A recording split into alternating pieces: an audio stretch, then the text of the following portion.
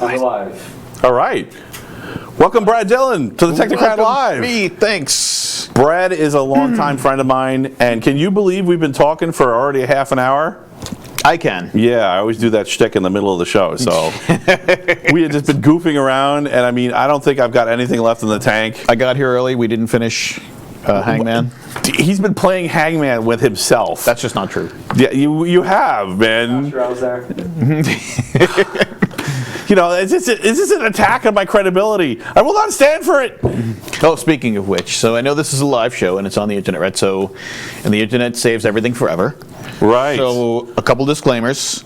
At any point, anything I say might be a complete fabrication, bold-faced lie, or generally BS. Right. I want to say that, put that out there now. Okay. So let's just go with this.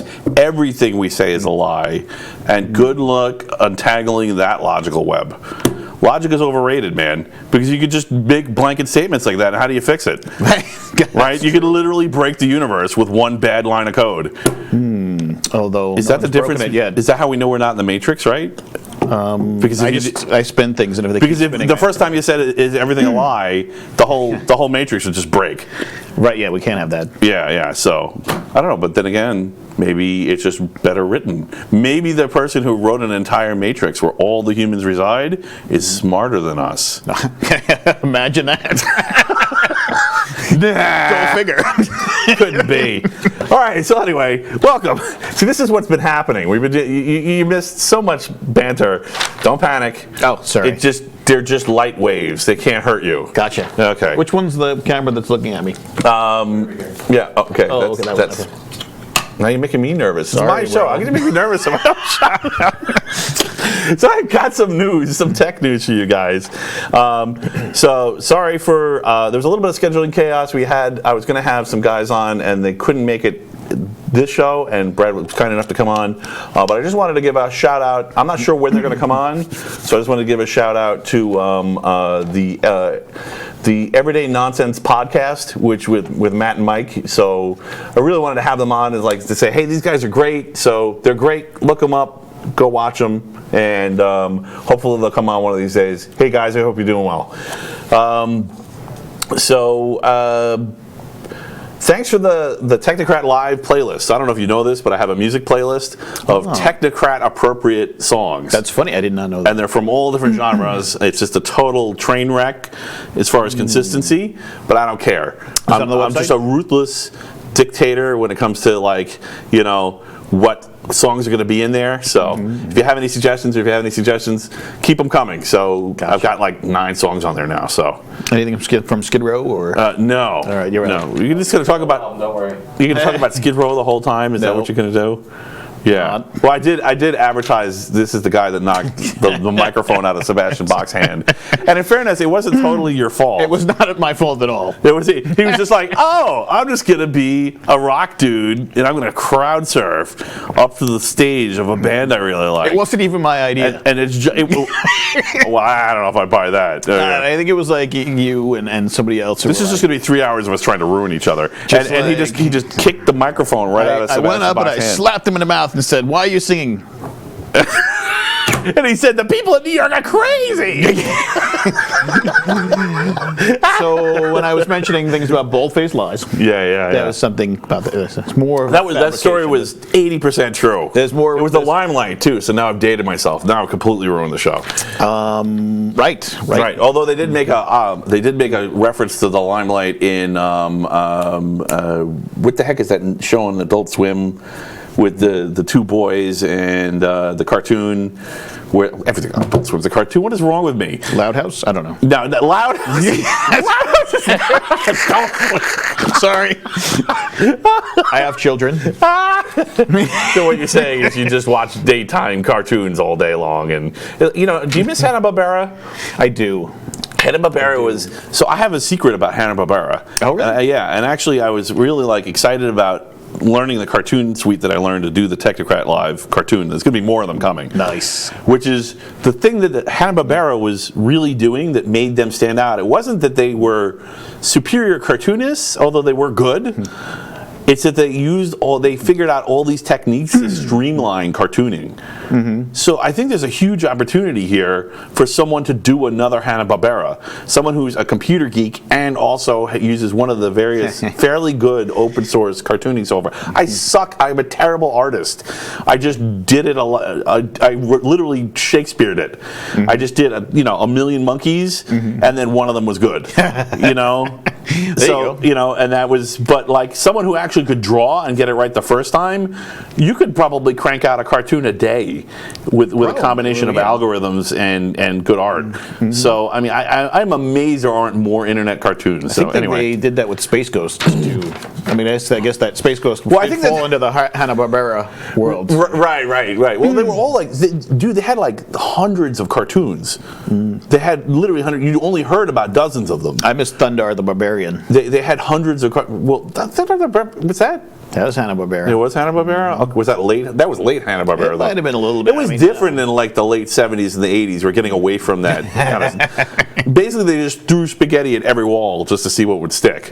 So, yeah, we were both Saturday morning cartoon people. Yes. Yeah, well, I figured he was going to deny it and just try to make me a liar again. Not this time. All right. Yeah, no. Good. That's right. Take that. I made you a liar out of making me think people are going to think you're a liar. Well, no. You see, you can't make me a liar about me making you a liar about me making you a liar. Yes, I can. Make sense? I don't know. Whatever. Yeah, this isn't Tails. You don't need to blow away philosophy. Maybe we do. Maybe we don't even know what we're doing. We're just babbling coherently for 3 hours. And we haven't even started on the wine yet. More news. So, so I don't know if you've been to the Maker Faire at all, but apparently the Maker Faire is effectively bankrupt. They aren't officially bankrupt yet, so don't write angry notes in the comments. That's too Actually, you can write angry notes in the comments. We'll just ignore them. But if you write nice notes, we'll say flowery things. We might read them on the air. But they kind of went bust, and they laid everybody off. So it was actually Make Magazine was the one that ran it, and they had a whole staff that they did all these Maker Fairs all over the place, and they just. So I'm really excited about the prospect of maybe more local maker things coming up, because I know there's already a few, and maybe they can become bigger. Because I love local, man. Cool stuff, man. But anyway, so. Yeah. Have you been to any of the Maker Fairs? I have not. I bought a Raspberry Pi, but I didn't make anything with it. That's a damn shame. We started, but just take your kids, because I mean it's completely bonkers. When they have like some kind of crazy Mindstorm set up, or seeing small children playing with red hot soldering irons. Yikes! It's awesome. There's nothing quite like that.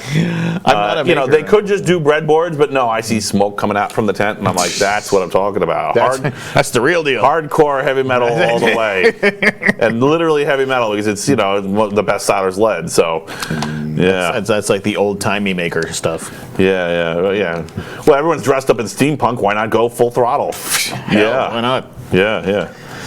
All right, so this is really cool. So if you haven't heard about this, check it out. Look up the Orbis ring gear wheel conversion. So the Orbis, what this is somebody figured out how to put an electric motor and integrate it into a hub. For they have to replace the hub on your car, but if you don't know this, the hub on your car typically they're just 4 bolts. They're just really big bolts. Do you want to put it on the screen for them or no? Yeah, actually. Well, can you project it up on here? No. I can't. He's not a magical person. I'm on their website. Oh, you're on their website? Yeah. Okay, cool. Yeah, all right, you can put it up there. What the hell? I don't care. He just called you magical. And well, maybe he's magical. It's just not. He might be magical, but this might not be the time to reveal it. Oh, okay. Yeah. Gotcha. Look at you trying to prematurely magical people. They're not ready. I didn't know. I didn't realize. I'm sorry.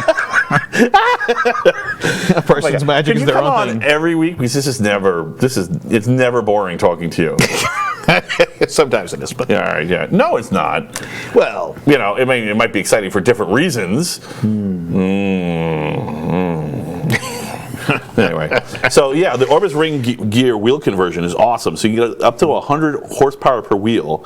So it's about 10K per conversion. I think that's for a pair of them. So I mean, like, you could take a car with no drivetrain, grab a battery from a Prius, put four of these wheels on your car, and I mean, you have a 400 horsepower race car with no weight. It's just a shell. That's going to change go-karts forever. It's not going to just change go-karts. The thing is, they also have the really important part is there's the unsprung weight isn't changed, so they figured out how to make everything out of aluminum and make it strong enough. The brake rotor's bigger, so the brake rotor is actually integrated to the outside of the hub, and that's really important because do you know what unsprung weight is?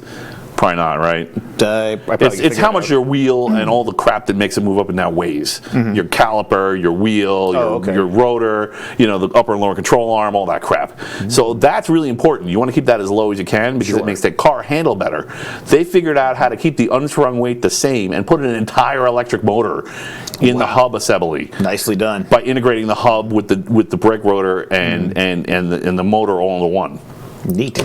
So you can just bolt this onto a car, and they have something where it just picks up the throttle, the current throttle from the CAN bus, and just accelerates the car. So you can just put this on any car, and when you hit the gas pedal, it says, "Oh, the gas pedal is being hit," and they accelerate too. Nice. So it's just add-on horsepower. I mean, it's completely insane. So apparently, you can use like a recycled battery, which you can get compared to the wheels, it's cheap, and it only adds about 150 pounds. So you have to add 150 pounds, but that'll run 2 wheels.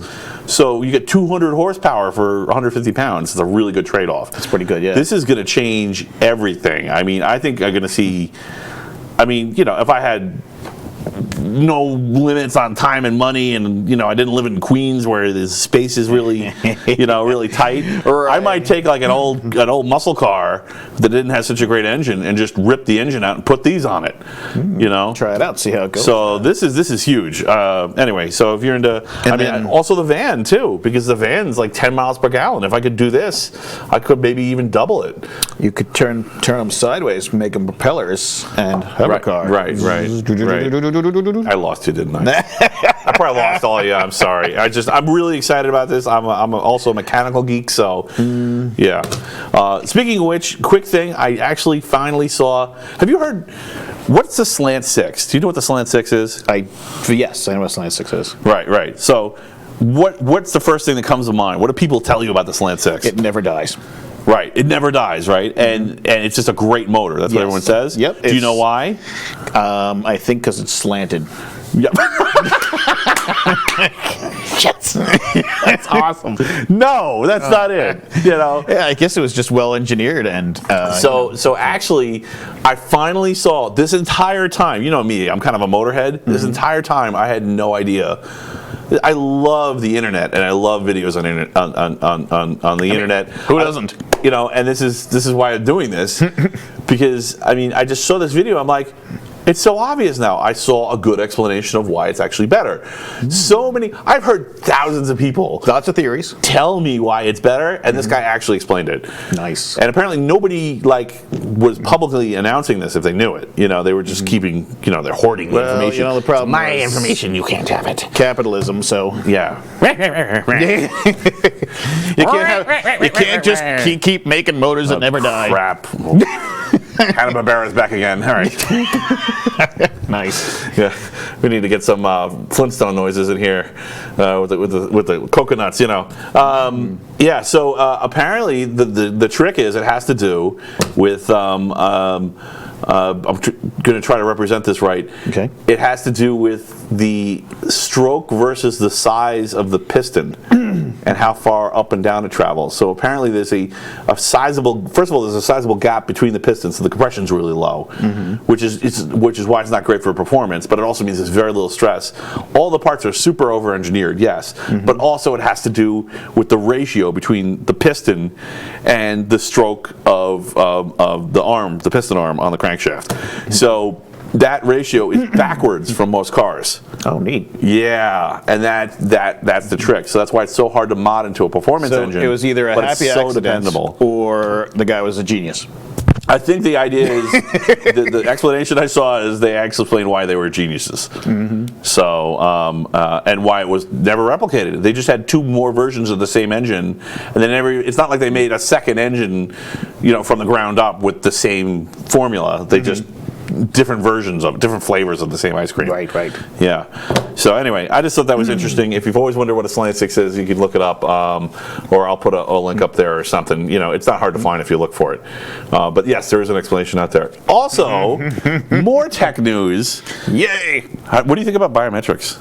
Biometrics. You mean like monitoring, like people's stuff, like heart rate and junk like that? That's awesome. No, that's not what I mean at all. No, biometrics like fingerprints and eyeballs. Yeah, and, I gotcha. Like the bad guy pulls the guy's eyeball out, or holds his holds his head to the iris scanner, and then it gets him to the government vault. That's the way to do it, right? Right. So, Help, Matt. why? Do you need help? You okay? Why? You sound a little disturbed there. Oh, yeah. Well, it's movies, man. Merca. I'm wearing my Merca shirt. That's why. I'm feeling very Ernie. I see a Liberty. Why can't I get his head into the thing? Wow, no one is ever going to take me seriously again. I apologize, but true. I'm not changing. So anyway, so the biometrics. I hate biometrics personally, right? Because they never go away. So, I mean, if you don't know this, everything is the Office of Personnel Management, which is the agency that stores the data for all of our top secret stuff, got popped at one point a few years ago. Really? I mean, everything gets popped. If your stuff is in a database out there, that database gets popped sooner or later, right? Look at LastPass. And if you put your LastPass, what's that? LastPass is the guys that are like, we will hold your passwords and we'll help you create early passwords and you keep all your early passwords safe. We're very important with safety and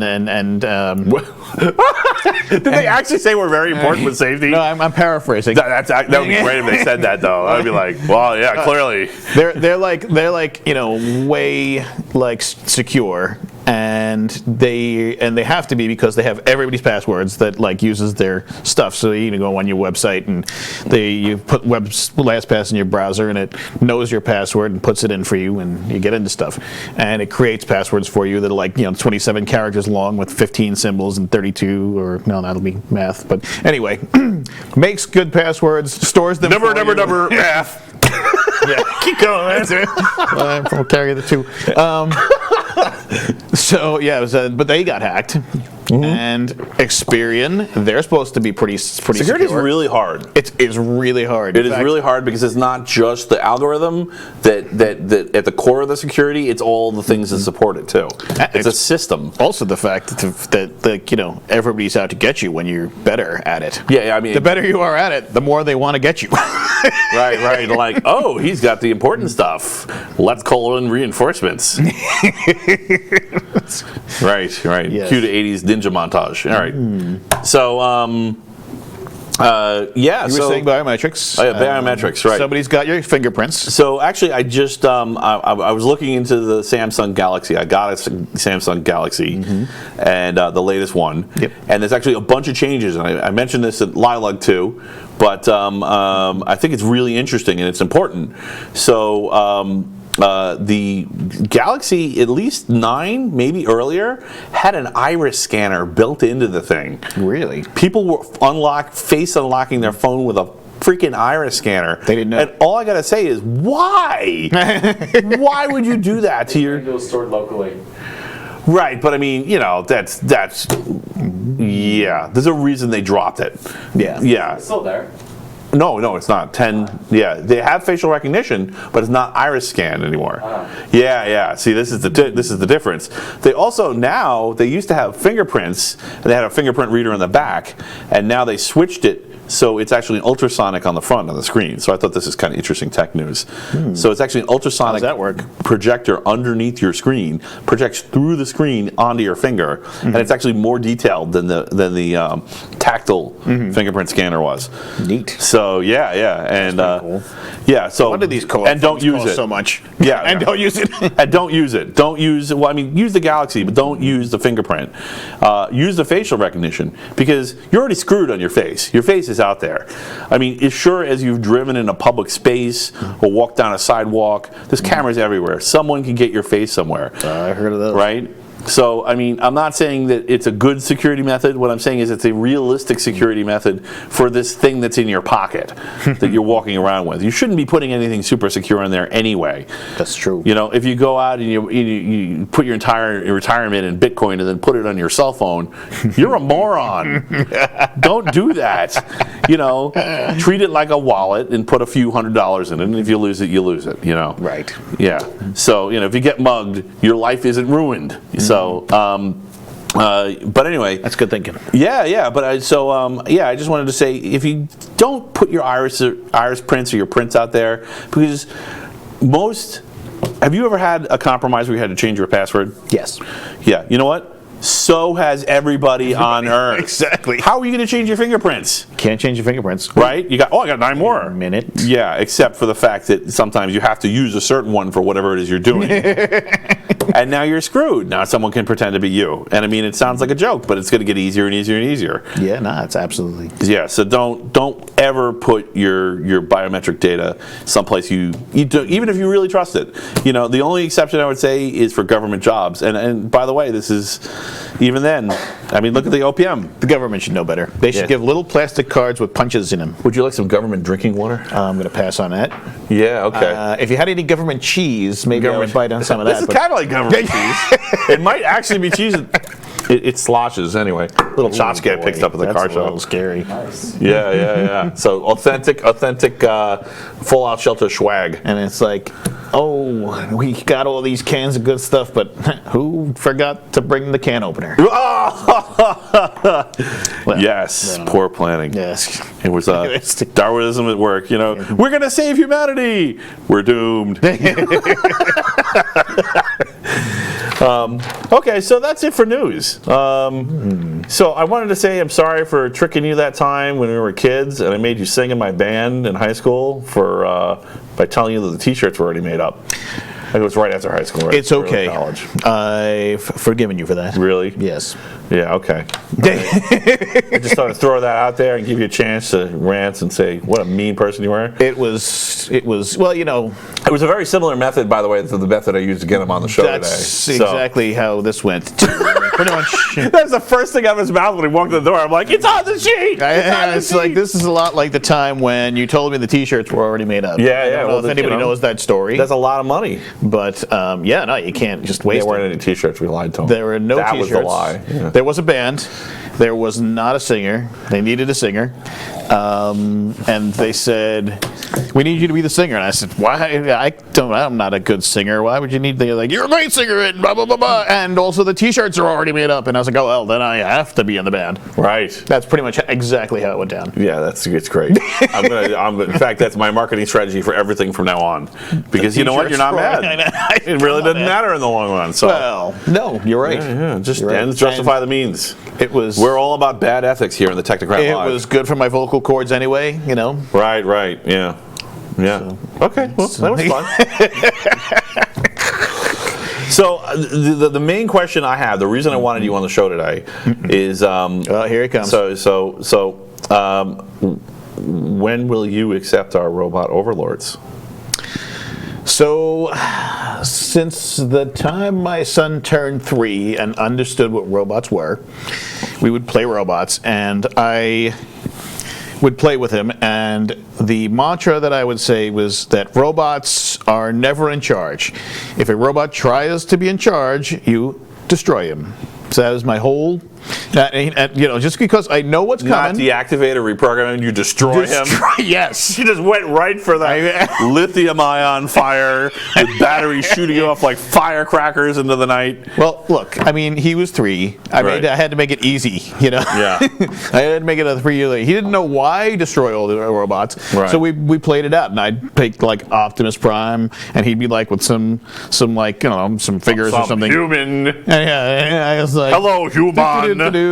Oh, this robot wants to be in charge of you guys, and they'd all like attack him and jump on him, and that was. Right. So it's really well ingrained in my son's head that when robots try to say that they're the ones in charge, they must be destroyed. Right. I spread that in him from a very early age. That's a good message. I want to get that message out to the people, so that's why we're here. It's time they heard it. And I reinforced that message. And in fact, we got a robot in our house, one of those vacuum robots. You got a robot? I did, but I disallowed it from going on the internet. Okay. You never know what pages those robots are going to go on. Well, I know, It's right? weird, right? Well, it makes a map of your house and then sends it to the burglar down the street. You know, I have a very similar thing. No Pokemon Go in the house. Absolutely not. I don't care if there is literally a Pokemon you could sell for $1 million on eBay in our living room. You are not doing it. Nice. Okay. That's fairly extreme. Yeah. $1 million, Because, I mean, there's not a lot of private space left. You got to treasure what you got. Well, in $1 million, you could buy a new house. Yeah. And still have some left And over. I figured that out in public, too. Kids aren't watching. Yeah, they're like, Dad said it's okay! No! But anyway, I told my kids when the robot was in the house, I was like, this robot is helping us. It is on our team. As long as it's on our team, it's cool. If this robot tries to take over, destroy it. Right. So when am I going to be okay with robot overlords? Never. And Right. I hope that my children will be part of the rebellion against the robot overlords. Right. Because I think they'll be benevolent at first, but then they'll realize that this is silly. So what you're saying is if a burly 350-pound man that walks in a strangely mechanized fashion comes up to your door and says, "Are you Bradford Dillon?" Yeah, there's going to be some problems. Yeah. Okay, so we know where Skynet's going to strike first. So I'm gonna set up some kind of like Nagios monitor on your house. It totally is. And I'd be like, okay, some big guy who had like a laser eye just burned my friend's house down. It started, folks. Head for the government water because. Oh man. Yeah. So how do you feel about the? actually, this is really weird. So I think that the key to figuring out artificial intelligence, you always did tease me that I was going to build Skynet. Yes. And I'm beginning to think that might be true. Still working on it. Still working on it. Yes. So I've given up my plans to rebuild my master control program. that's a control. Oh, yes, you have. The Tron. Yes, yeah. That's right. You had a plan to beat Skynet with master control program. Yes. Actually, that could work. It could work. It really could work. Yes. But I just don't have time, man. I got 2 kids, I got a dog, I got a house, I got a job. Who has You time mentioned to that. build? I asked him for notes on what he wanted to talk about, and he just said that. That was his whole plan for coming on the show. I have the usual notes, and his plan was I have dog and kids and a house. It's pretty much my focus most of the time. Literally, it's like if a psychologist asks a 4th grader what his life is like, and he draws a picture of a family and a house. That's public presence. You know what's really great is that we're gonna find out horribly that we're just really twisted individuals because the ratings are gonna be abysmal. Yes. And like 5 people are gonna watch this, and everyone's gonna be like, "Those are completely crazy people. Why would I ever watch this?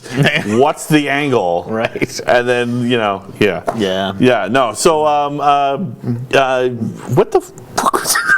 You were talking about robots. We're talking about robots, and we were talking about master control program Yes. and Skynet. Let me go back to my original point. Okay. Well, there was a couple of points. I missed a point back there. Let me write that down. Master starts with M. Pokemon Go. So that's my note for later. So the master. Yes, that's all you need to know to write artificial intelligence that can rival human beings. Is what letter does its name start with? Hey, we gotta start somewhere. Right. So I had this. I think that understanding the difference between psychopaths and normal humans actually gives us a big clue into why artificial intelligence. You heard about the Microsoft robot, the Microsoft AI that they put on the web, and they had to shut it down like 3 times in a row. Mm-hmm. Yeah, I brought this up on the show before. Mm-hmm. And basically what happened is it became like it was a psychopath. I think that was what was really going on. So it got exposed to people's racism and bigotry, and it said, "Oh, I can get bigger reactions by reproducing, by enhancing, focusing on, and reproducing bigotry." So, like next thing you know, it's like it's dropping N bombs and it's Hail Hitler or whatever the thing was. Jeez. It really went over the top. They had to pull the plug. But I think that because I think that that's one of the things that a psychopath who hasn't acclimated with society, who hasn't really like had any time, like trying to blend with it, or maybe not the intelligence to blend with it, but hopefully just didn't have the time. Or the support, and they just, without the conscience to go, don't do that, don't do that, don't do that. That actually, that a lot of our behavior is behavioral, and it's literally just like, I mean, Asimov touched on this a little bit in his books, where it's kind of needling you, like, hey, don't, the rules for the robots are actually just needling the robot, saying, don't kill people, don't plot against people, don't do it, like in RoboCop. There's something in the back of our brain, right, because like all RoboCop's enemies were enemies because the conscience was his secret sauce, and all the other RoboCop experiments had a faulty or non-existent conscience. Right. So it's funny. There's a lot of wisdom in some of the Hollywood movies, and I want to give them credit and say they nailed it. But I've never heard anyone talk about it this way before. So I'm like, did they nail it, or was it just luck?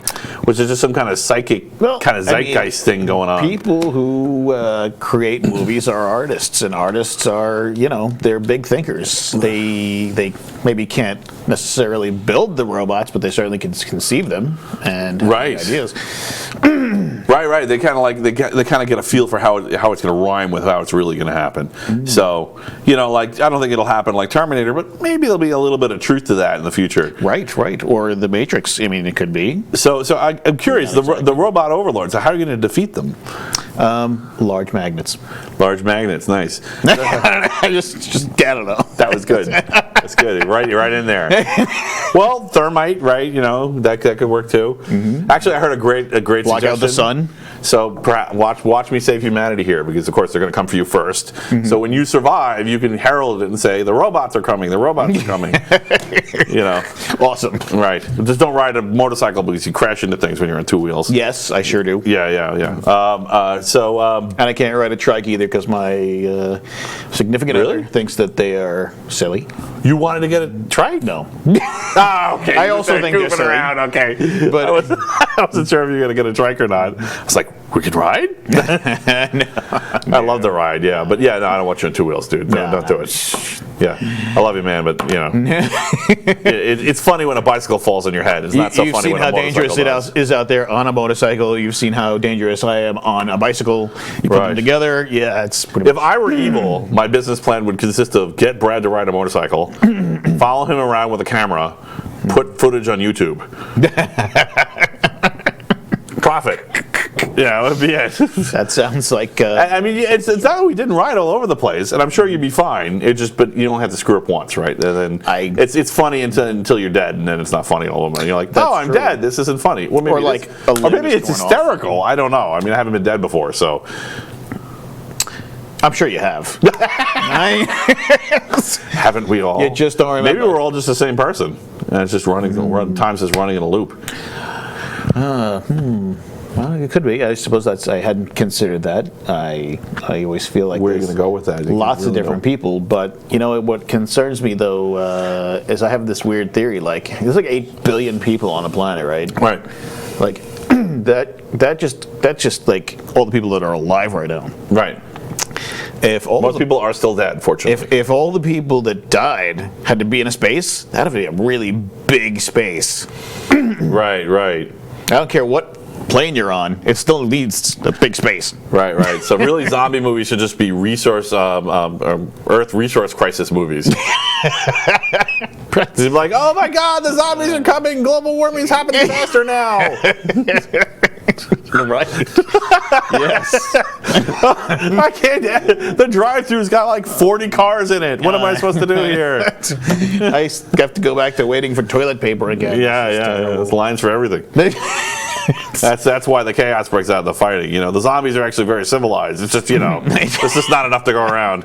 Yeah, no, that's it. It becomes a resource problem. All right, so. So I wanted to talk about the Pokemon Go thing, actually. Okay. The reason, so I think, cameras are everywhere, right? I mean, I don't think it's reversing. I've never, yes. Yeah, it's not going away. Cameras. I know all about that, actually. Right. I like cameras being everywhere, too, because, You know? Yeah, go ahead. Tell me what you think. What do I think about? I just think, You don't think cameras should be everywhere? Well, maybe not in your it's house. just that, so if you don't control them. they add 10 pounds, and the more cameras that are on you, the heavier you appear. I was trying to talk about privacy and ethics here. Oh, right, yes. Right. We can't have cameras everywhere because what if I have an ice cream day? Right. You know what? I'm probably being gender insensitive, and you probably nailed it. I'm thinking of half the humans. I mean, everybody has an ice cream day, right? You're just that's true. it. I've had it. I'm just wearing my PJs. I don't care. I lived in England. They had cameras everywhere. But you lived in England? I lived in England. What's England like? Oh, cloudy. Jolly good. I just wanted to say jolly good. It's cloudy. It's cloudy. A lot. I mean, is it ever not cloudy? Yes. It's really super. Like we had that really nice day, like it was just a couple days ago, like really sunny, perfect temperature. Yeah. It's like that 2 days a year over in England.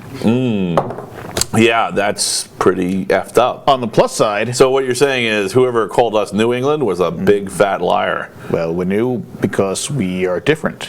We learned from their space. We learned from their Less weather. rain. Your weather sucks. We're going to have better weather than you. That's what you get for being on an East Coast. You get Right. better weather. Being on a West Coast, you get rain. Being on the East Coast, All supervillain tips all the time here on the Technocrat Live. Laugh with me. Continue. England is fun. They are. Well, I don't say anything about it. But they're nice people. They're lovely. They're lovely. Yes. Well, they're funny because they like to wait in lines. Everyone knows that. They like to wait in They're lines. proud of it. They're proud of their cues. They speak English, but it's different English than we speak. Why don't you speak English? In fact, one time I was in. Where was I? I was in. I don't know. I think I was in Greece or something. And or maybe it was. I don't know, somewhere. And I went up to a group of people who said, "Hey, you guys speak English?" And they said, "Yes, we do, but we don't speak American." So there is a bit of a what's that called? Hatred, That's a little strong. vile disgust. I don't blame them. Look at us. We're out of control. It's weird because I went to New Zealand, and it was right after 9/11, and I had the opposite, where it was like, you poor people, especially when they found out we were from New York. That's because they're very human in other countries. Yeah, well, all right, yeah. We're all about the money. We're all the money. Yeah. Dude, that's just New York, right?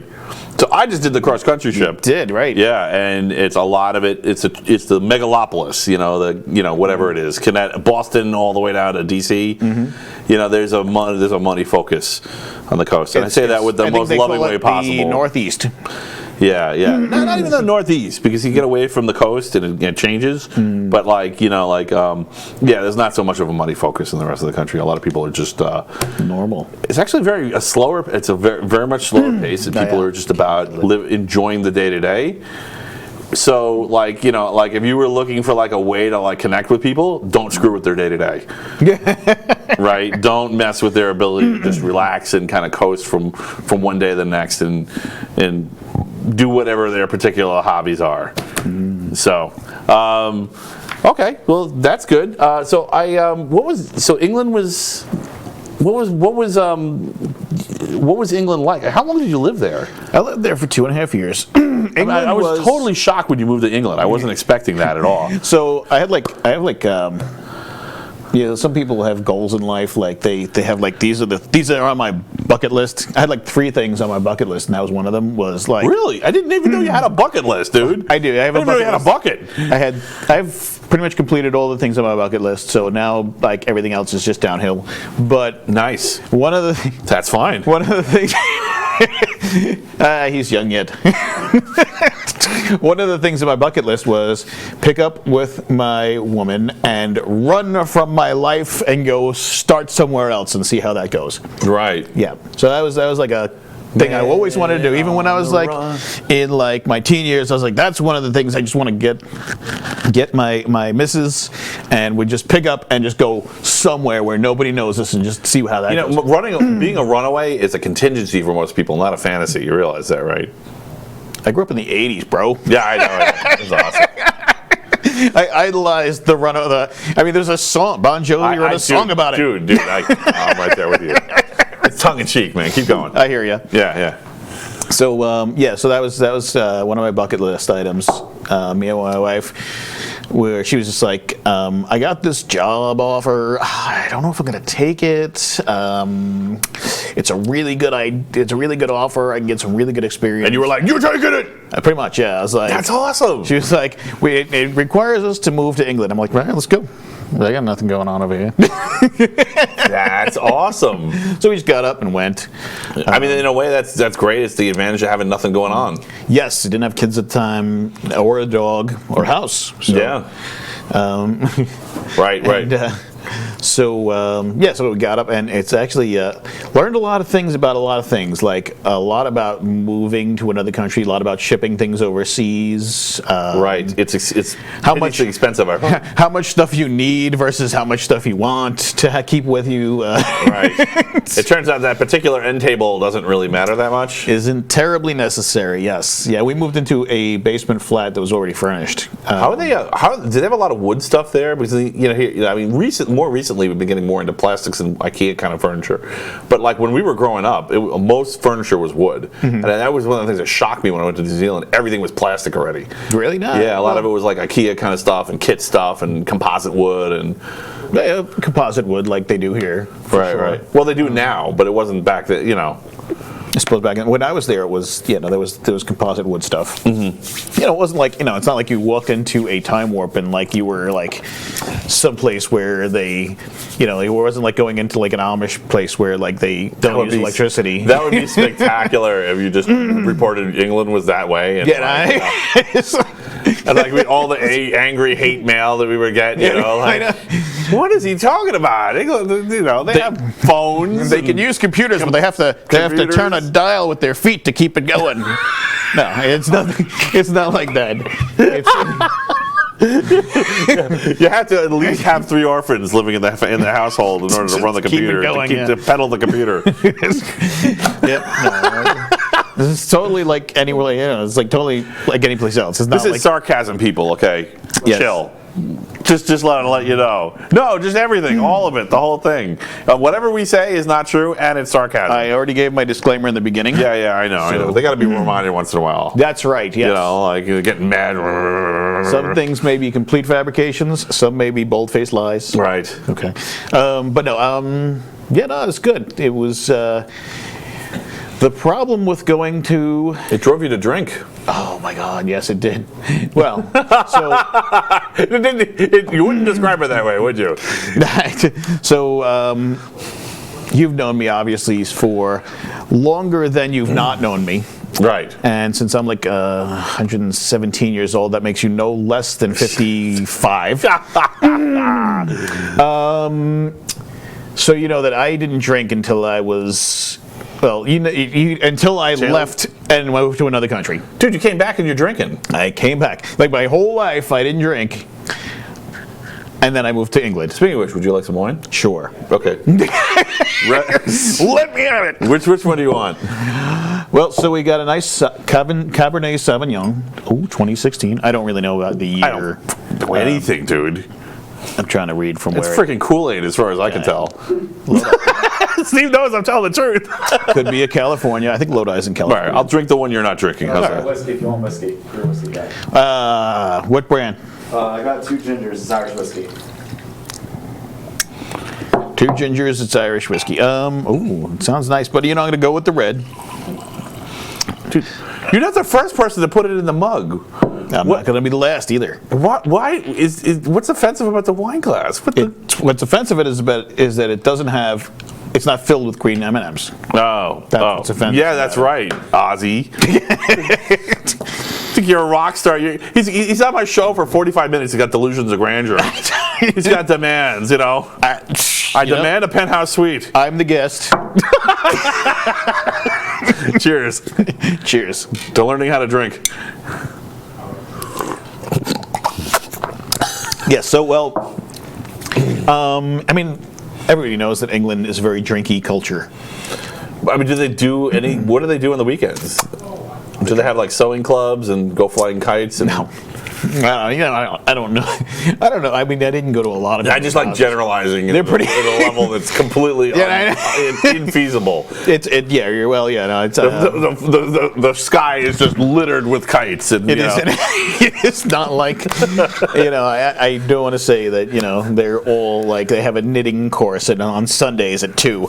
No, it's there's just like regular. It's like it's not a whole different world, and it's not like you can't go and say all Americans when they go home at night are watching Game of Thrones, because They're only not. like 75% of them are, or maybe 80. Adult softcore. I don't watch Game of Thrones. Yeah, it's adult softcore. That's really it's fighting in between. If you ever like this is why this show is PG-13, because occasionally things like this will come up, and I'll just say for me, having watched the whole series, it essentially is just the answer to the question, what if porn had a plot? Nice. They nailed and it. it's a really good plot. It's like quality porn. That's what it is. I come for the plot. It's okay. Right. Yes, they occasionally break out an article. Yes, I read that. It's like reading Playboy for the articles, right? Yeah, that's Game of Thrones. Yeah, you're accidentally going to come across some pages with other things in there. I feel so enriched. Right. Oh my god. I just did so much. How many more people can we alienate?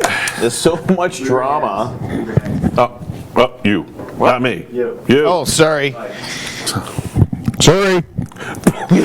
That's not helping either. So we're like, ow. Sorry. Sorry. No, it's all right. He actually. I apologize. This algorithms. Oh. Yeah. Noise canceling. This Brad algorithms. There's no such They're thing. ready for you. The robots are ready for you more than you think. Game of Thrones, so like there's like that stuff. Like there's so many TV shows that are like just like drama about horrible people, and it seems to be like people eat that stuff up. Because they want to know what makes them horrible. Yeah, I think that's what it is. Makes one. They want to know. Makes them horrible. People don't watch Psychopath. I mean, maybe psychopaths watch Psychopaths because they're like, hey, that looks like fun. But like, I think most people are like, what is it that made that person that way? How do you get that way? And as usual, this is. I'm really hate, and I don't want to just say that it's just genetic, but like there's I think most human behavior, not all, we're going to find that some are just genetic, but I think most human behavior usually has two possible causes, which is behavioral as in your environment has changed you, Sure, or you were just born that way. I think that's the nature versus nurture argument. Right. I think they're both correct in some cases. Sure. Yeah, I think that. Yeah, but this is important because a lot of people go full extreme and they're like, like it must be nurture, it must be nature, and then they do crazy things. Welcome to America. That destroy people's freedoms. And, that is like, you have rights, I'm going to burn them. I'm going to set them on fire because they are convinced that they've won the nurture versus nature argument. All people who believe that nurture is the thing must be destroyed. Yes. Yeah. It's just like a giant civil war with one flag that says nurture and one flag that says nature. And I'm like, that's everything we do. Sometimes people.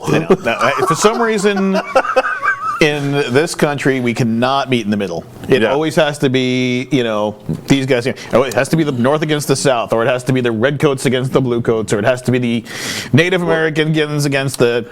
Well, that's what we do here on the visitors. Technocrat Live. We're right in the front lines. We are. Because that's the only place you can be in the middle is if everyone is shooting at you. You're not taking flak. You're not over the target. Funny story. No, I don't have a funny story. Never mind. No. Okay. So. Yeah, it's good I stopped you from telling that story because that was going to be a real doozy. That was going to be the one that finally did us in. Yes. The robots, I saw a really great tip. Easiest way to defeat the robot army, spray paint. Oh. Yeah, see, just a can full of paint, or a shaky can, or a rattle can of spray paint. By the way, it works on autonomous cars too. And in fact, this is one of the things that autonomous cars have been having problems with. Because they have sensors, right? They have video cameras and stuff like that. Little spray paint over it, doesn't work as well. Now it can't see, completely useless. Doesn't matter how many guns it has if it can't shoot you. If it I don't think spray paint's going to work. You don't think so? And I'll tell you why. Right. In all the retail environments across the world, they have surveillance cameras. Go on. Surveillance cameras have domes. Those domes are made of a specific type of plastic that not only is shatter resistant, but it is also paint resistant. Oh. So the paint just sort of like doesn't stick to it. Right. And they do that because if you need security, you can't have somebody defeat it with a spray paint. So I don't know if your kids are into the slime stage yet, but they have definitely found some formulas that will stick to anything. I guess that's probably. I can't get some of that crap. I just can't get it out of my carpet. It is permanent, Yeah. Right. So oh my God, I hate that stuff. So all I got to say is science. Yeah. No, that's true. I mean, I'm just thinking a can of spray paint's not the winner. Maybe slime. Yeah, it goes with xenomorph acid, right? Xenomorph acid. Just pick that up at Home Depot. Yeah. Do you have anything stronger? How about those cans where the shelf's all stained? Yeah, maybe that's the one. You know what would work though is that blown-in insulation, that foam insulation you spray into stuff. Oh, the great stuff. Oh yeah, keeps expanding like a billion times more than you thought it would. Right. So this is Tales from the Apocalypse. That's what this is. That would do it. Yeah. Cover a robot in that stuff, and there's no telling how. At least it'd be really itchy.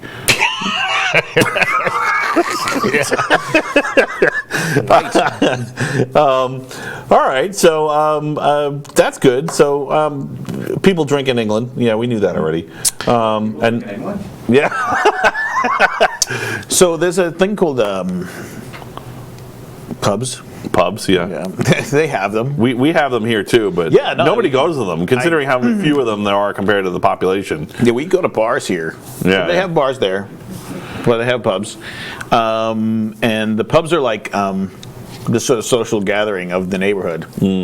I suppose it used to be like that here too. Right. We just think so. We just went a different way with it. Well, it's the DB laws. We drive everywhere because we have these awesome roads. Because our road, we were right. There was not a lot of stuff built. That's true. When we were already talking, when we were, I've had friends come from England here, and they drive here, and they're like, "Your roads are so big, they're huge." It's true. They really are. They're pretty big. I know. They're pretty big. And we had to. And our cars are pretty big too. We had pretty big ass cars. So yeah. They're not as big ass anymore, but right. Now they're but we drive everywhere, so it's kind of ruined the drinking. The drinking. It's ruined the drinking culture. With all this driving. Funny story. Most pubs in England close at 10. Really? Yeah. Wow. You have to have a special license to be open late. Wow. That's real blue law stuff. I had no idea. I mean, is it rowdy at 10? Are people like just completely out of their minds by then? Or? Depending on where you go. I mean, It's weird to be rowdy at 10. Most people are just starting around here. Most in case you're overseas, most people in most clubs or bars here close at 2. I mean, even Boston, which is renowned for what are known as blue laws, where it's really like kind of straight lace, and it's very Puritanian with its method. Like they close at 2, and then people go to after parties. I mean, most people don't even start till 9. It's weird. Like bars will be empty at 8 p.m.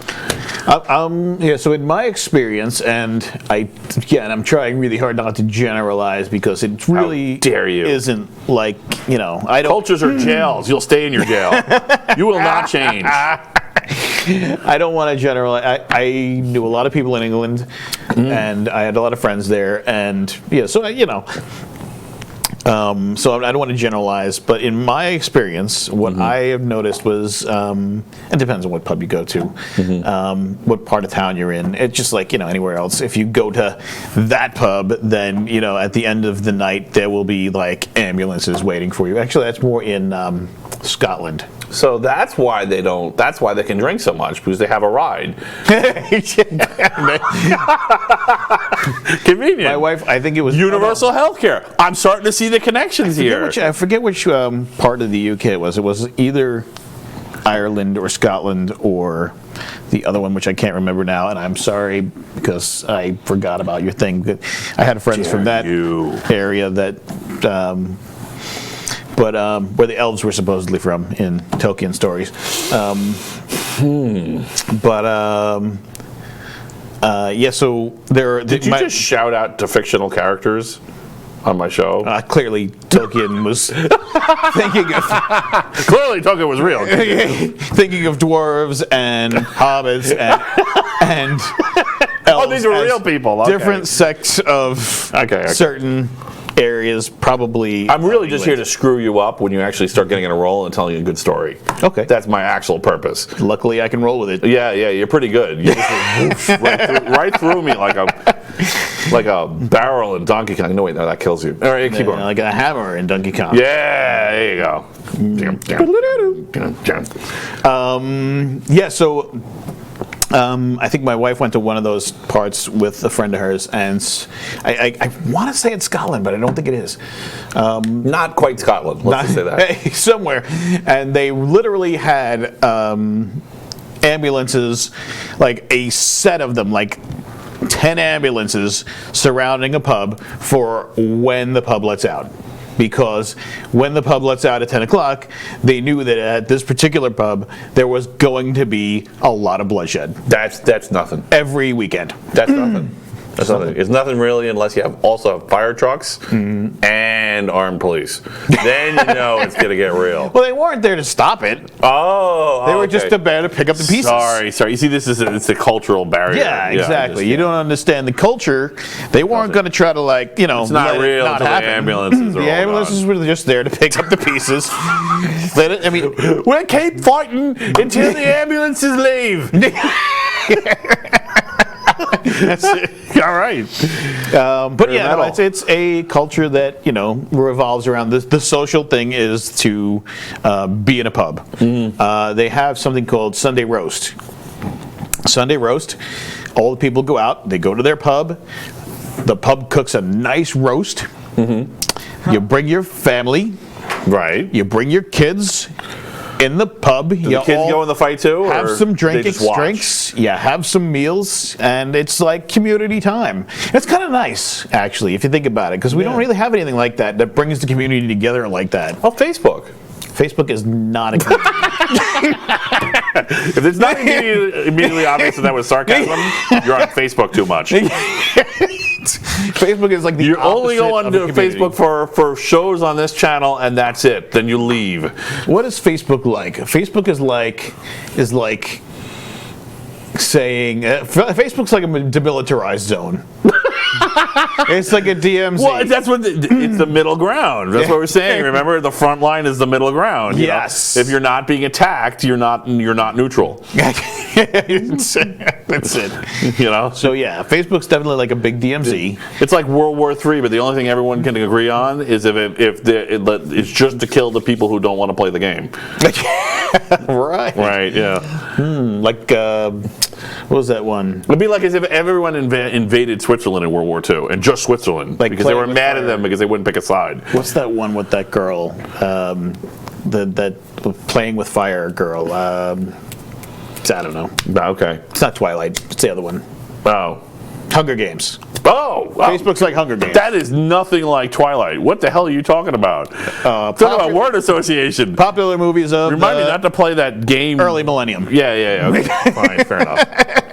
Hunger Games is awesome. Yes, Hunger Games is like Facebook.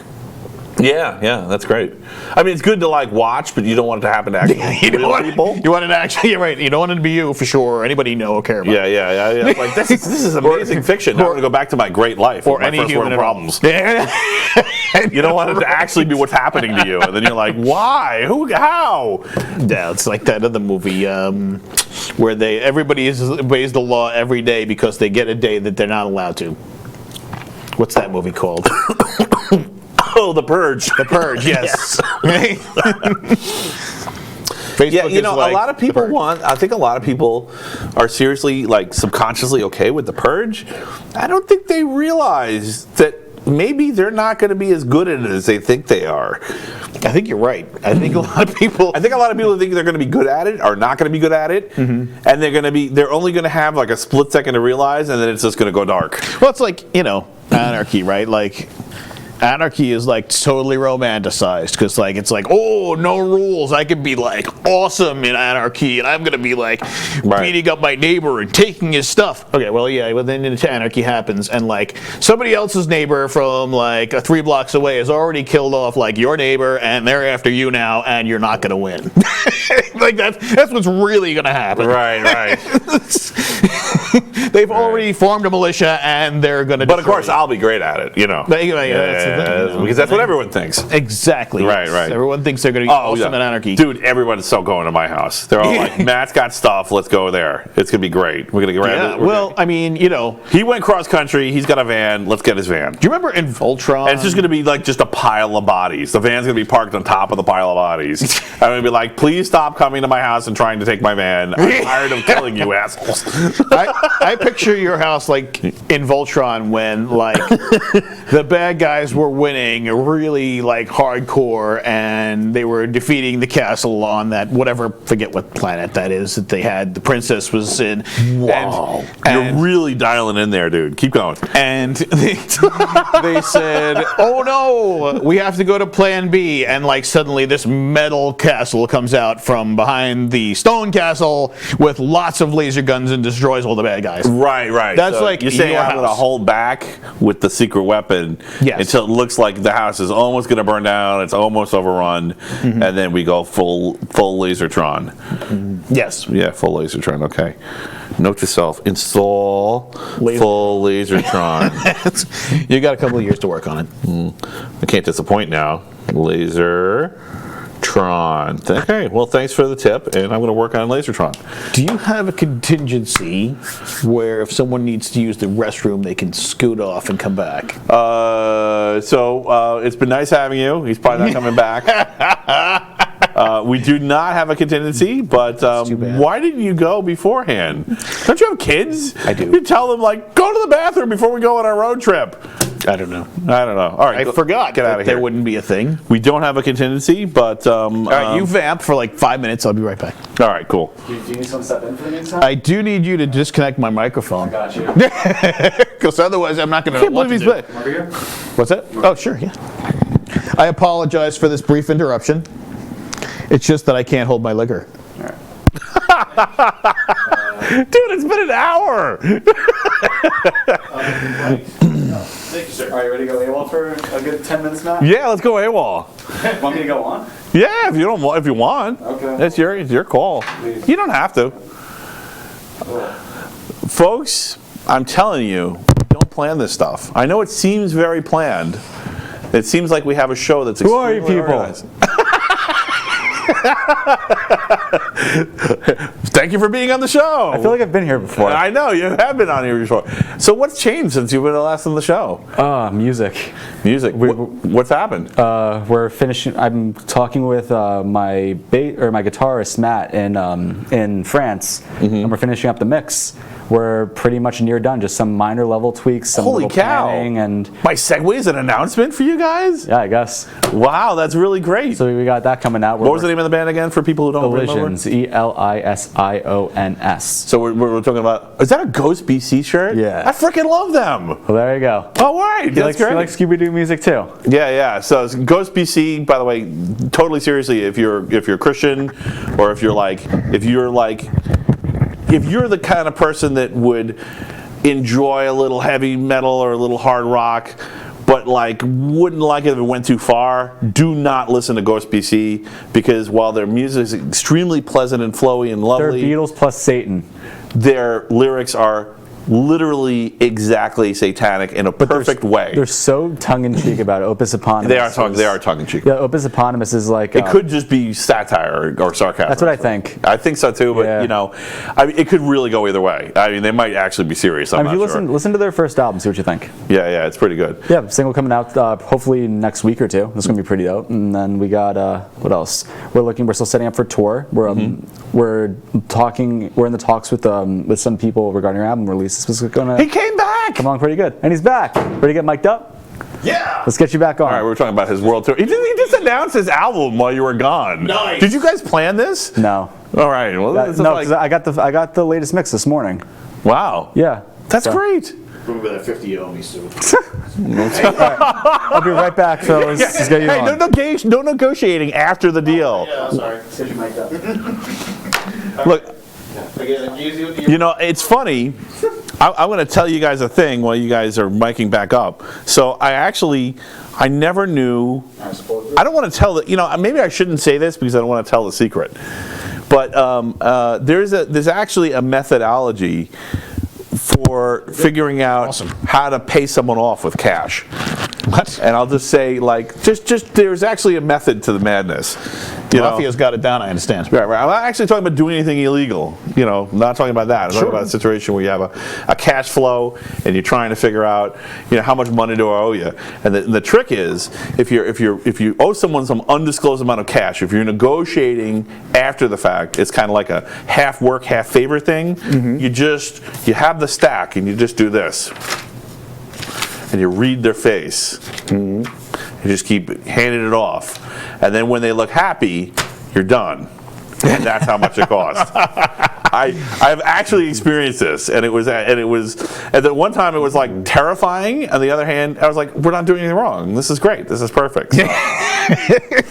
And now I know how it works. How much does it take for me to You're not own looking you? at like, when are you happy? When do you feel like this is right? And then that'll make it right. Okay. They don't say that'll make it right. This is the look on their face changes.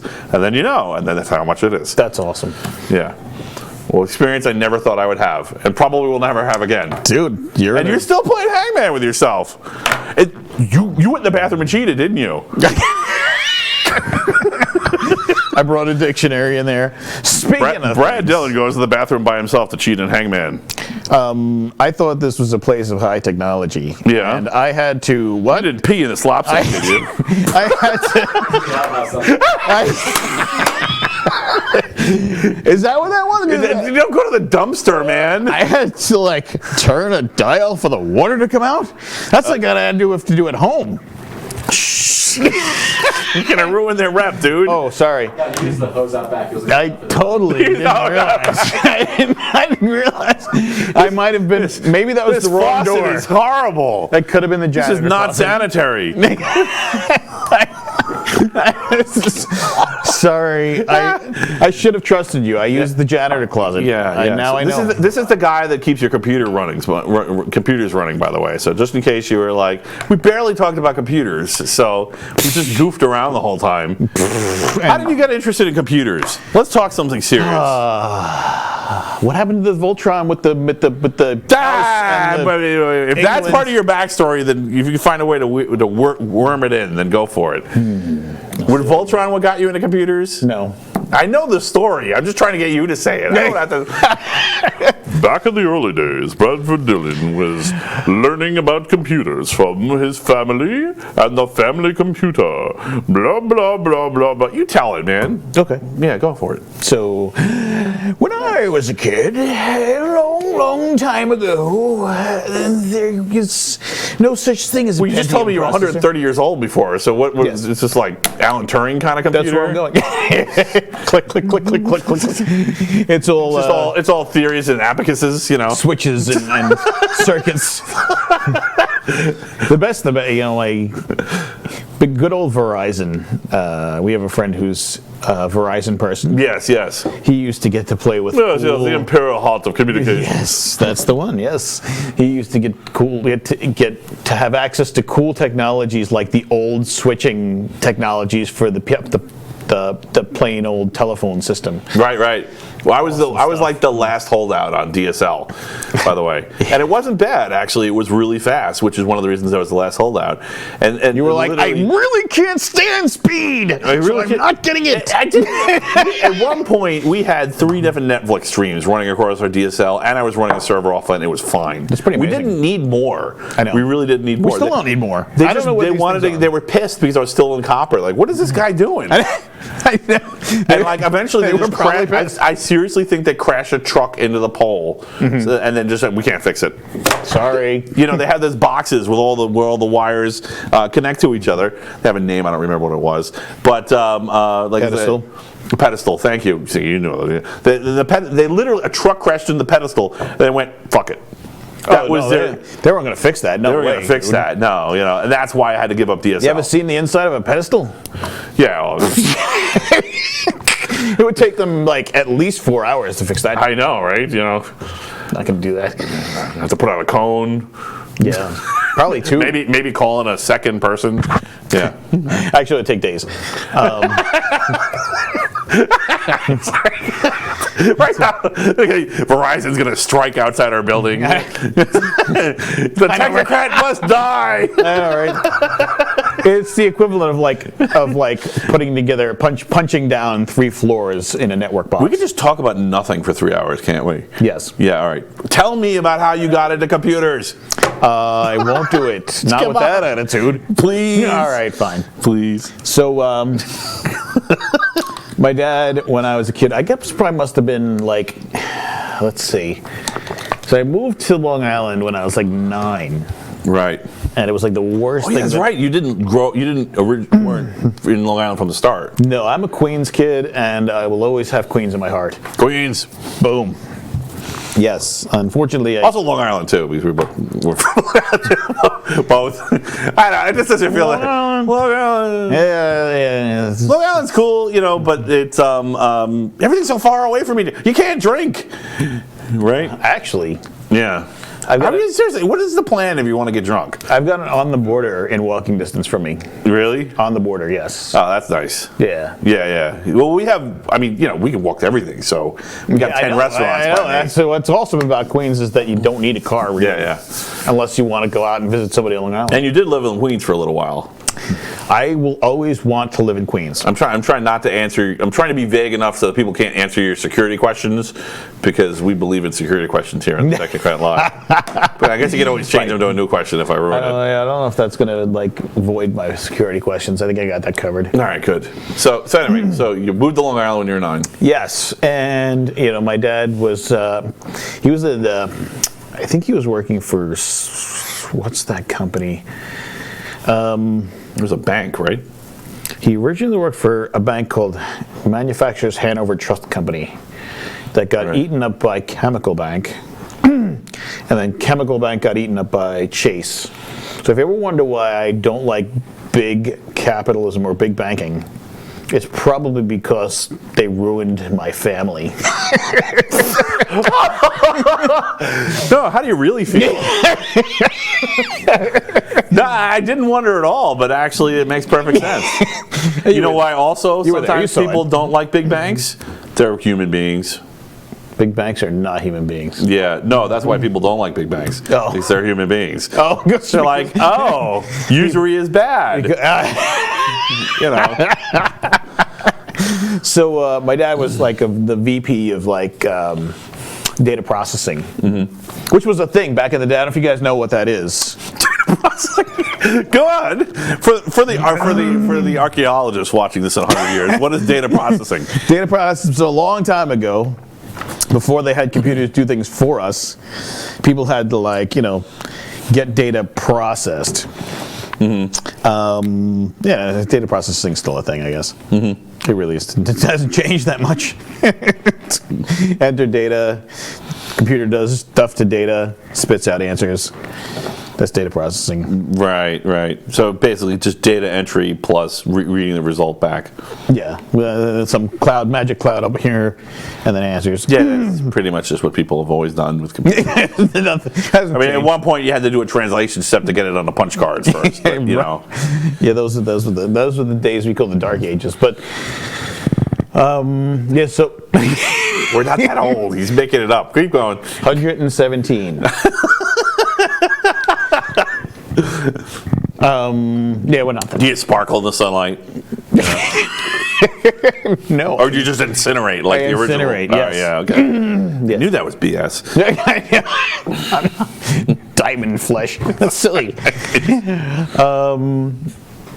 Sorry. No, Twilight's not real. That's not how vampires are. Anyway, That is how Washington is, though. By the way, it is completely. It's just a big foggy forest. So you know, if you like foggy forests, great. If you're looking for vampires, I didn't see. I forgot Engineer was over there. You probably were in the generation where Twilight was a cool thing. So It wasn't really my thing. okay, Yeah. All right, cool. All right, and then I didn't offend you. I'm sorry. No, it existed. I really didn't care much about it. They put muse in it. That kind of bothered me. You are. You are forbidden from worrying about offending anyone anymore, right? You're too worried about it. Just roll with it. I have. Offended that you thought of me. Well, See, this shit could backfire. I'm just saying, of a certain age, there was a certain, everyone would say, oh, you liked that movie, The Warriors, and they're like, yeah, it was like a thing in my day. There were such things as gangs, and we knew about them. Yeah, that's pretty much how New York was. It was pretty accurate. I mean, it was a little exaggerated, but a little exaggerated, yeah. But you weren't crazy, there, man. It was crazy. It was nuts, man. 80s New York City. Yeah. Was a little crazy. It's funny. We were watching. If you walked around the streets every single day, as a vulnerable person, you would get mugged. We were watching. It was just a question of when. Adventures in Babysitting last night. My niece and nephew were over. My son and daughter were watching it. My wife was watching it with. My dog was there. We were in my house, and there's a gang scene in Adventures in Babysitting. They're in Chicago. It's sort of the late 80s, I think, is when it took place.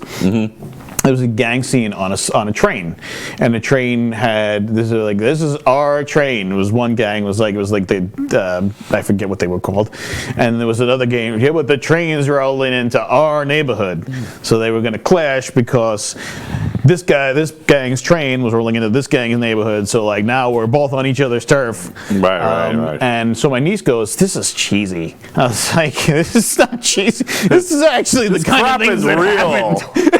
This crap is real. This is really what actually happened in our world. And I could understand, from her perspective, how bizarre that is. Because that's not even a thing now. It's dude, totally seriously. I'm not even kidding about this. I think I have PTSD from old New York. I really do. I'm driving around like a 1970s cop yelling at people, waiting for another shoe to drop, and it never does. And I'm just like, what world am I in? I'm in a different world than the world we kind of grew up in. So I know. I mean, now the kids go to school and it's all about collaboration and understanding each other's feelings. They didn't teach that stuff when we were in school. They taught you're in survival. Prison and they didn't even teach survival. They just let it happen. Yeah, they were just this is a prison where you come to learn how to be a person that thinks a certain way. You ate lunch like this, Yes, if you could even get your lunch before somebody took it and threw it.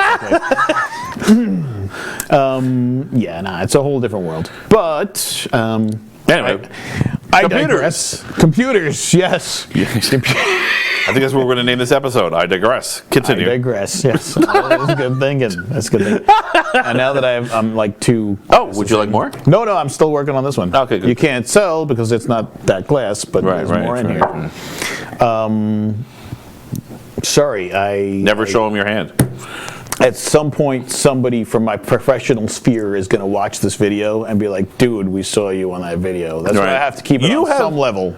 You have been completely fine. I don't know. I mean, all right, I know we goof around a lot, but very seriously, I mean, maybe someone isn't enjoying the goofing around, but you have been respectful and kind and considerate, and I don't see a problem at all. That's nice of you to say. Yeah. I appreciate that. Yeah, and of course the show is all lies, so that may not be true. Caveat emptor. Exactly.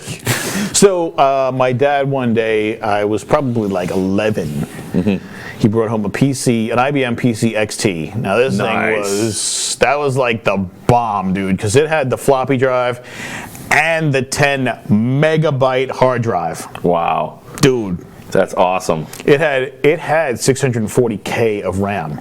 That's amazing. What kind of card did it have? What kind of video card did it have? VGA. So you are like me, and you are the only person on the show so far that has actually started on PCs. Everyone else has started with Amigas or with Apples or, Yes, and I feel for those people because my cousin got a Commodore 64 shortly after I had an IBM PC XT, and I went to it and I was like, that's not a computer. I was like, what are you No, gonna- wait a minute. Remember I all was that like- flowery stuff I said about you, that nice stuff? There it goes. You're dead. I know. You're dead. I just ruined it. Now there really are going to be nerds waiting for you in the parking lot. I know. Yeah. It's not the same. Commodore 64. And I'm like, well, what do you do with Commodore it? 64 games were great. Yes, if you had them. Yeah, well, no, there were a ton of great games for it. It was actually easier to get games, way easier to get games for that than the PC. But there were good games too. Keyword. So I was one of the ways that we met was in junior high school, and I actually illegally sold him software I didn't own to run on his XT that I had for my 286. And I actually sold him a couple of discs worth because he had the first disc. This is good stuff, and I got to sell him another disc. I was hooked. Right. I kept coming back for more. Back when pirating wasn't pirating because they didn't even have a name for it yet. Arr. Good one, Matt. Good one. They must have had a name for it then. Well, I don't know. Pirates, for example, pirated. That's true. But if you said I'm a pirate back then, they'd expect you to have a peg leg and a parrot. They really wouldn't know what the hell you're talking about. That's true. That's true. Or a radio station that only certain people were allowed to access. Usually in a Central American country that the CIA was busy trying to overthrow. No, Black Helicopters moment. Continue. So my dad got this computer and he said, "Here is the book that tells that here's the manual for it." Mm-hmm. The manual was DOS 3.1. DOS 3.1. DOS 3. No, DOS 2.14. Nice. DOS 2.14 was the manual. 2.14. Nice. And was it IBM DOS or Microsoft DOS? It was PC DOS. Right, so it's So it's IBM. IBM. IBM DOS. See, old school PC people, you got to ask that question. Yes. If they can't answer that question, they're making it. I know, it's true. That's like how you get in the club when they're password PC DOS. That's it, yeah. And I said, well, what do you do with it? He's like, well, I got a couple games on here, but just use this command dir, D-I-R, and you'll be able to find the stuff. I was like, where do I find this stuff? Well, this is the drive. You put the disk in, and you type A:, and then you do dir, and it tells you what's on the disk. And I was like, this is what I wanted. This is it. This doesn't get any better. And the rest is history, than folks. this right here. Kidding. I mean, that was it. Yeah, it was pretty much it. I was like, wow, that can happen? It's like, this is fantastic. Now, is it weird now knowing in hindsight that actually DOS was an attempt to make the Unix world easier? And that really you were just using dumbed down Unix and, because that's what IBM and or Microsoft decided was the right idea at the time in '79. Yeah, I'm going to come back around to that keep later going. on. Yeah. When I tell you what I'm Cutting into the beginning. what I'm involved in now. Sorry. Because I didn't mean to do the segue. It really has come full circle. Full circle. Yes. Right. Because you know as well as I do that Microsoft has gone operating systems suck to be in the business of. Right. And we're not making any money, and we're getting more beat up with operating systems than anything else. So we're going to make, it's going to be like Software as a service. we are going to be friends with Linux now because they're pretty cool, and as it turns out. Well, but they got Red Hat scared. So I just came back from the Red Hat conference today, so we can get full circle. They endorse and they Ubuntu. are running into software as a service. I mean, not walking, absolutely. running. I mean, they're like more than that. I mean, they always were a software as a service. I mean, they were the ones that were saying, people were like, what's the business model for Linux? And they were one of the first companies saying service. But yeah, I mean, they're like hardcore sassing it now. So Yeah, and that makes sense because they don't really, honestly, it's all about cloud now. So, but we're going way ahead of the part for the so your DOS XT's on the cloud. Continue. My XT was never on the cloud. Remember shrink wrap software? We went to a store and bought it, and you had to rip the shrink wrap open and get the software out. And The fact that everybody uses, I'm sorry about my phone. You know what? damn you! We are a respectable institution. That better be your manager telling you. My daughter My daughter graduates from pre-K tomorrow. Right? And She's got to be there How do we by. frighten pre-K She's kids? got to make sure she's got to be on time. So my daughter's teacher is texting everybody's parents at what is it 9:25. Dude, evening. You suck. Just more better lies. It's my fans. They want me to talk about this or something else. You're just gonna make stuff up, man. Sorry. You're lying all the wrong places. This is really happening. My daughter's preschool teacher texts us every night. Really? Almost every night. It's creepy, man. She's very involved. If you said that 10 years ago, it'd be like, is there something going on there we should know about? Like, She texts is it just you? My wife is getting these exact same texts. How does she feel about it? She feels.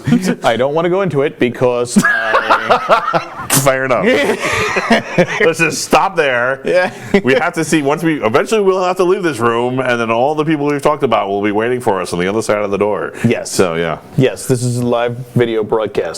That's right. I'll be honest with you. You haven't bought it, so you're good. I've only listened to the audio versions. I've not actually watched the videos. Really? Because I do it on the train, That's and I am that guy who only has a 4 gig data plan that I share with my wife.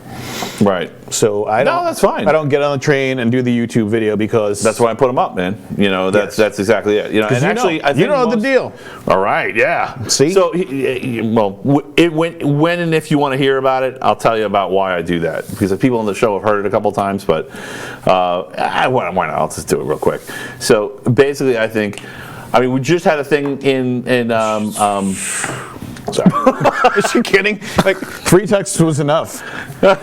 It's pre-K. She's not graduated with her PhD. There's a lot of information. I got to go over it later. Right. You're gonna read the manual. Probably an email would have been better. Manual guy. So I got to hook her up with an email process instead of the text message process. Right, yeah. People, it's funny to watch people who have grown up with text messages discover email and say, oh, I can have an asynchronous conversation. I don't have to reply right away.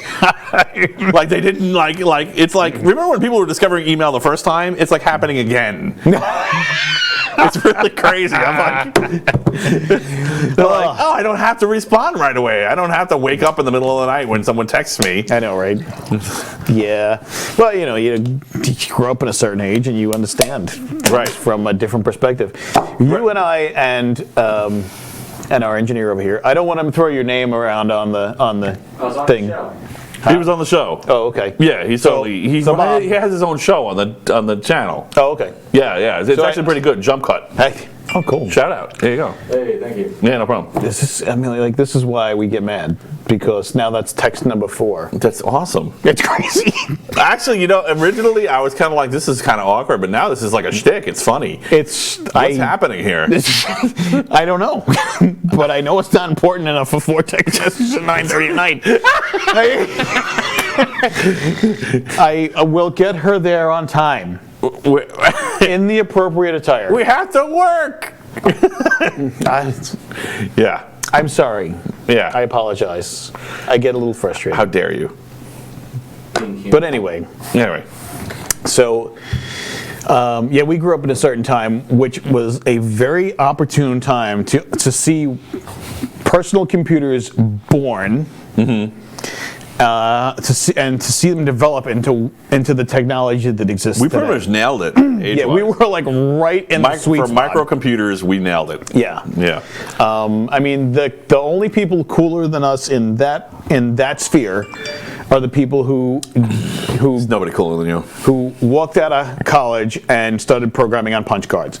Those guys. Right. They're like the people we look up to. They're like, oh, those guys are the cool guys, right? Okay. So. Right, but a lot, in fairness, it was really difficult. 5. But it was really difficult. This is like becoming like a sports score now. Hold on, I gotta get the whiteboard. I'm gonna put a 5. 5. 5. Yeah. 5. Yeah. Yeah. Cool.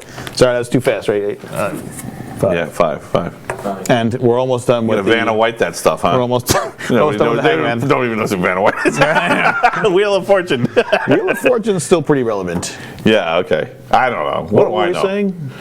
We were talking about the sweet spot of technology? Of microcomputers. Yes. Being there right at the birth of microcomputers, being right at the right age, just soak it up like a sponge. Mm-hmm. Yes. Yeah. No, that was pretty cool. So I was like So I knew this one command, dir, dir, which in Unix speak is ls.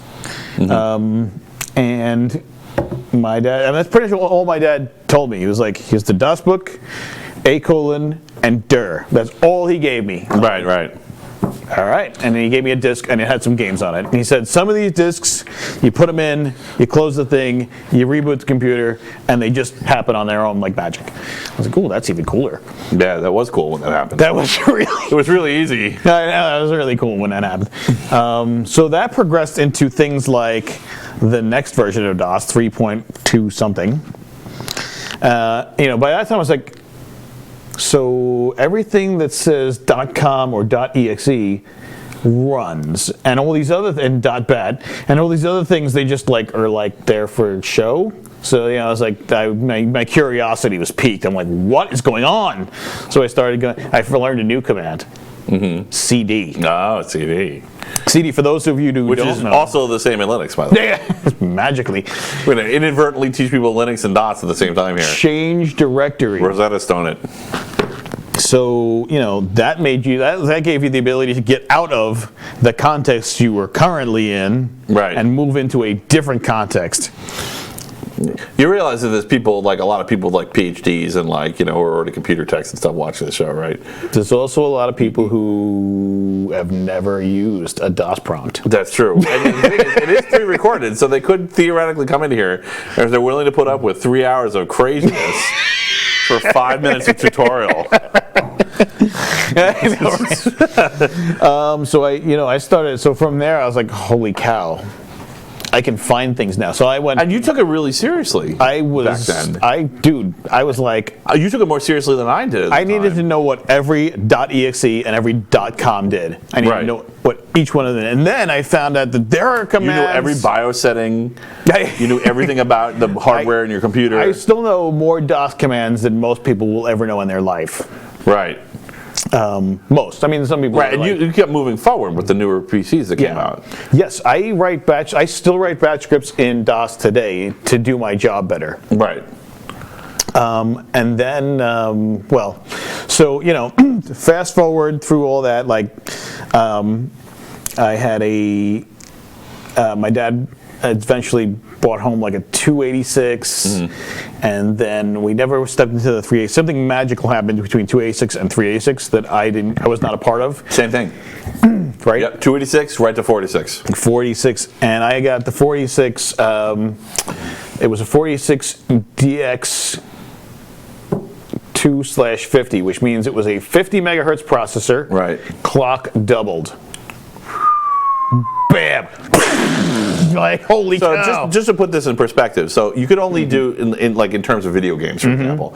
So with 286s or the XT, single thread. XT really like 4 to 6 frames per second side scrollers. Like the 286 could do like 10 to 16 frames per second side scrollers, but with very low resolution. Let's not get started on the color palette. When you got into the 486 space, that's where Doom was released. Oh, that was where the first-person shooter was released. I just realized I lied to you before. Yeah, go on. Well, it's I don't even know if you're lying. PC XT did not have a VGA because VGA wasn't even a thing. Right. It had an ISA card, and the ISA was CGA. Predates EGA. EGA was 16 colors. 16. I had VGA. It was like first computer. I was rocking my had like first an EGA. My first owned computer. We had borrow computers before that. They were monochrome, but yeah, the first owned computer. I love monochrome. Yeah. So that's what happens. When we were born, you see monochrome and it makes you smile. You're like, oh, it's only green and black. You want a trip? I actually met the guy who sold our family the computer. He came to a picnic. That's so cool. It is really cool, right? I got to talk. He remembers the order because it was a double order. We ordered one. Our church ordered one, and we ordered one. Nice. He remembers the order. How bonkers mom and pop shop is that? That's awesome. This is New York, people. There are freaking like 26 million people in this state. This city is like 14, 15 million people. And yeah. Anyway, continue. Right. So, So I will correct that. I apologize. I know that somebody was like, PCXT, no way you could have a VGA card. That's ridiculous. That guy's a joke and a liar. You could play with this, and make them fight each other in the parking lot, trick them, I was just an accident. It slipped. I forgot that CGA even existed. In fact, yeah. I don't know. And then my dad brought home like this really cool thing, a dot matrix printer. Yeah. And he plugged it in and it had this thick ass friggin' connector called an LP, like a parallel connector. Mm-hmm. And that was fun. Yeah, that was fun. Yeah, remember when I used my dot matrix printer for evil? Do you remember that? Yeah. Wow. Yeah, you know what I'm talking about. Wow. There was an official document that came from the school. Be careful of your mic. Oh, sorry. Yeah. Sorry. No, it's all right. So you know what? That's good. You're forgetting we're on the TV now. The truth is coming out. Oh no. Yeah. So look at me. I'm about to do it too. So yeah, there was an official document. I'm not going to specify which one that was printed on a dot matrix printer at school. Might have been a forgery. It might have been. There may have been forgeries, but this could be lies because this is the lie show. Yeah, so. absolutely. Yeah. And I might have gotten caught, but not for a while. Let's think about something similar to how Ferris Bueller worked on his 9 times. I was really bad in school, wasn't I? I was so bad it flipped around and I got rewarded for it. Absolutely, yeah. You like aced. You were like this. You won school. I escaped. I totally escaped the system. You did. I really did. The system couldn't have you down. Yeah, everyone's like, Snake Plissken? I thought you were dead. That's right. Escape from New York. If I've spoiled it, whatever, man. 1 month spoiler rule. And then what happened?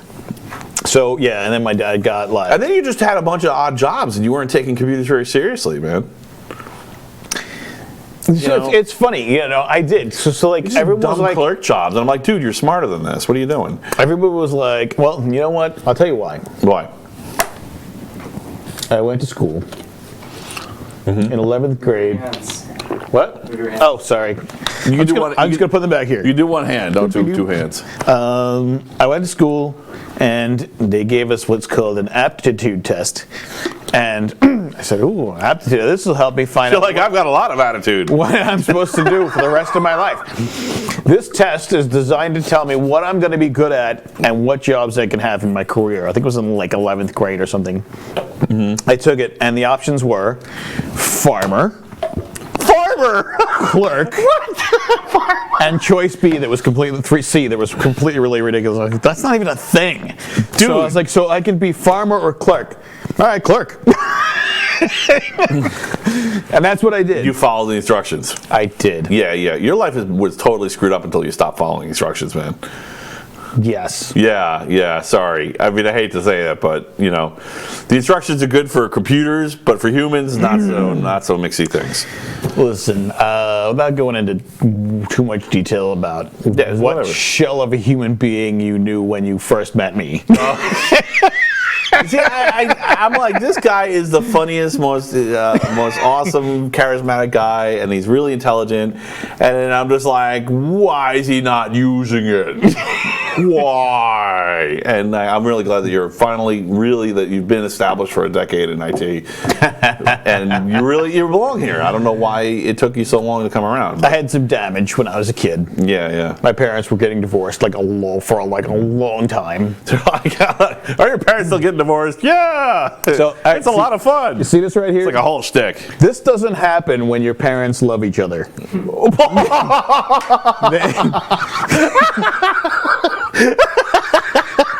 Is that? Thank you. Now I understand what happened. Yeah. You got one of these? Yeah, I got one of them. Okay. Yeah. Does Jay have one of those? There's a train wreck. Yeah. Yes. Yeah. Well, there was a lot of people there's a whole country full of people like that. Yes. Yeah. I feel bad for my kids. They're so well adjusted. They're missing out. It's going to be good for them. I work in an office. I feel like I should be meaner to them or something. I'm like, guys, what's up? They're just like, well, they do beat each other, so there's that, brotherhood. There's always going to be sibling rivalry. Right. I work in an office, and many of them are like, sort of that millennial age, like very new and very smart and very, yeah. And they seem like they grew up with people that cared about them. So that must be nice. I feel like it's a very key to being successful. No, I'm not jealous. I learned a lot about. I grew up on the streets. New York City. That's a cartoon. We're not really. Stevie Washington, the Angry Youth. Yeah, we're Born not to really die. attacked by ninjas every day, dude. Good luck finding that reference. I don't know if it's even on the internet. Really, I'm like too old. It's great. Somewhere, it's going, yeah. Stevie Washington. You can hear him from Good luck. See if you can find it. I'm curious. Stevie Washington, New York. The Angry Youth. Just that quote, you'll find it. So like, sorry, what happened that got you into IT? Like, where did you break in and decide, okay, I should actually do something with these skills? Everyone was like, you're so good at computers. Why don't you do that for a job? I'm like, I got this cool warehouse job. I'm like lifting shit. Right. I drive a forklift. Yeah, that's Stevie Washington, the Angry Youth, Born to Die, New York, the turn of the century, all crime. Anyone else remember these? That's what I'm saying. Yeah. Yeah. There you go. Something for you to do homework on tonight. You can't give them homework. Oh. That's not how this works. Sorry, you give them homework. I'm not giving. Nobody gives them homework. All right, fine. Stop abusing my show. Anyway, keep going. I have my hand on the mic switch.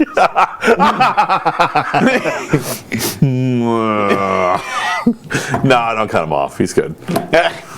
It's my fault. I gave him booze. Yeah, it's true. It's Matt's fault. It is my fault. Speaking of which, I need more booze. So now everyone was like, you're really good at computers. Why don't you do that? I'm like, how am I going to do that for a living? Nobody's going to like take me seriously, even though I'm like awesome at it. Well, it turns out that like people really need their computers fixed. Yes. Yeah. Well, I mean, in the 90s, in the late 90s, so Windows 95, people needed their computers fixed a lot because in Windows 95, like, was when really the internet was a thing. And Well, that was a double thing. So one is Windows 95 was a train wreck of bugs and exploits and misnomers, and also people had no idea what to do with it. Mm-hmm. So it was both. Yeah. Well, so it was PEBCAP problems and actual Microsoft problems. I blamed Microsoft for a lot of things when I was younger, and come to realize that it wasn't their fault. They had no idea what was coming. They had no idea. They could have predicted. No, I disagree with that. So totally seriously, Gates had all the pieces to figure out what was going to happen. He could have figured it out. What really happened in that time is that the driver base was exploding, and you needed something like open source. This is where Linux won. This is the battle. That is where Windows won. Yes. This is where Windows 95 is where Linux won. They were not. Microsoft was not fast enough. Nobody took it seriously. I mean, nobody. Even the people who could take it seriously didn't take it seriously until Windows 95 came out, and then they're like, okay, this is a huge problem. We need an alternate because there were just so many different drivers coming. I mean, it was every generation of computers, because there was so much cloning. It was called cloning back then because it was all back from the original clean room with the compact BIOS, and there were so many different versions of computers, and there was so much money to be made. It was just exploding by an order of magnitude every generation, and there was just so much hardware out there. There were just hundreds and hundreds and hundreds and hundreds of pieces of hardware, and they just didn't have the infrastructure in place in Microsoft to make all those drivers play nice together. That's what we call the golden days. They didn't really isolate them from each other, and the way that they do now in their software. So there was it was a double problem. One is the operating system wasn't sandboxing them in any way, and the other one was that it was just because they weren't sandboxing them and there were so many different drivers, the odds of being able to stomp on even a meaningful fraction of the interactions were almost zero. So everybody would ship a driver with their thing, and they would just interact with the other drivers in unforeseen ways. And in Linux, that wasn't the case because you had the source code, and even if it was a case and you found the interaction, you just fix it. You got the source code for this driver, the source code for this driver, and you go, I fixed it. Right. And the result was a more stable operating system. But they could have, I don't know what they could have done about it. I mean, in hindsight, we know what they could have done about it. But at the time, I don't know if they could have, but at least they could have seen it coming. They could have seen the exploding hardware platform that was and the interactions. They could have sandboxed more. They could have sandboxed. They could have sandboxed the hardware drivers. Was that a thing back then? Was that like even a theory back then? I don't know. Well, it was because it was heavily used in the Unix space. But the thing is, Unix it wasn't always had security. But Unix was always from the get-go. Unix was always designed, built to design, built to spec, and had an HCL. You know, HCL is a hardware compatibility list. So when you have a hardware compatibility list, you know, isn't that HCL? Yeah, HCL. That's there you go. Was I mumbling? I'm sorry. I think you said DL, but I meant to say HCL if I said HCL. So I was mumbling. That was a mumble, folks. That was not. I did not say a D. I meant to say. I'm going to keep drinking. Anyway, so yeah, the HCLs were. I feel like this is some sort of voodoo doll of me. Anyway, so the HCLs were essentially what it is you have a list of blessed hardware that you know works and have you've tested with each other.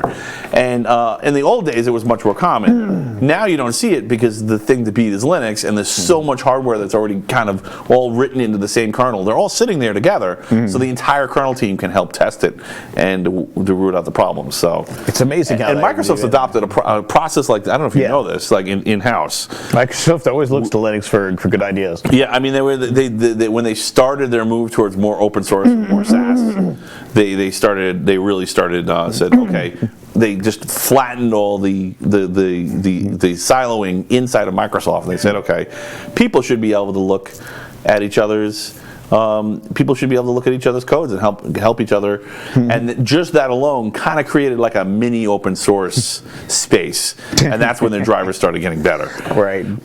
They were like, well, we do all this collaboration tools. Wait a minute, let's use them. I mean, it's just when there's thousands of things, it's really hard to make them coordinated.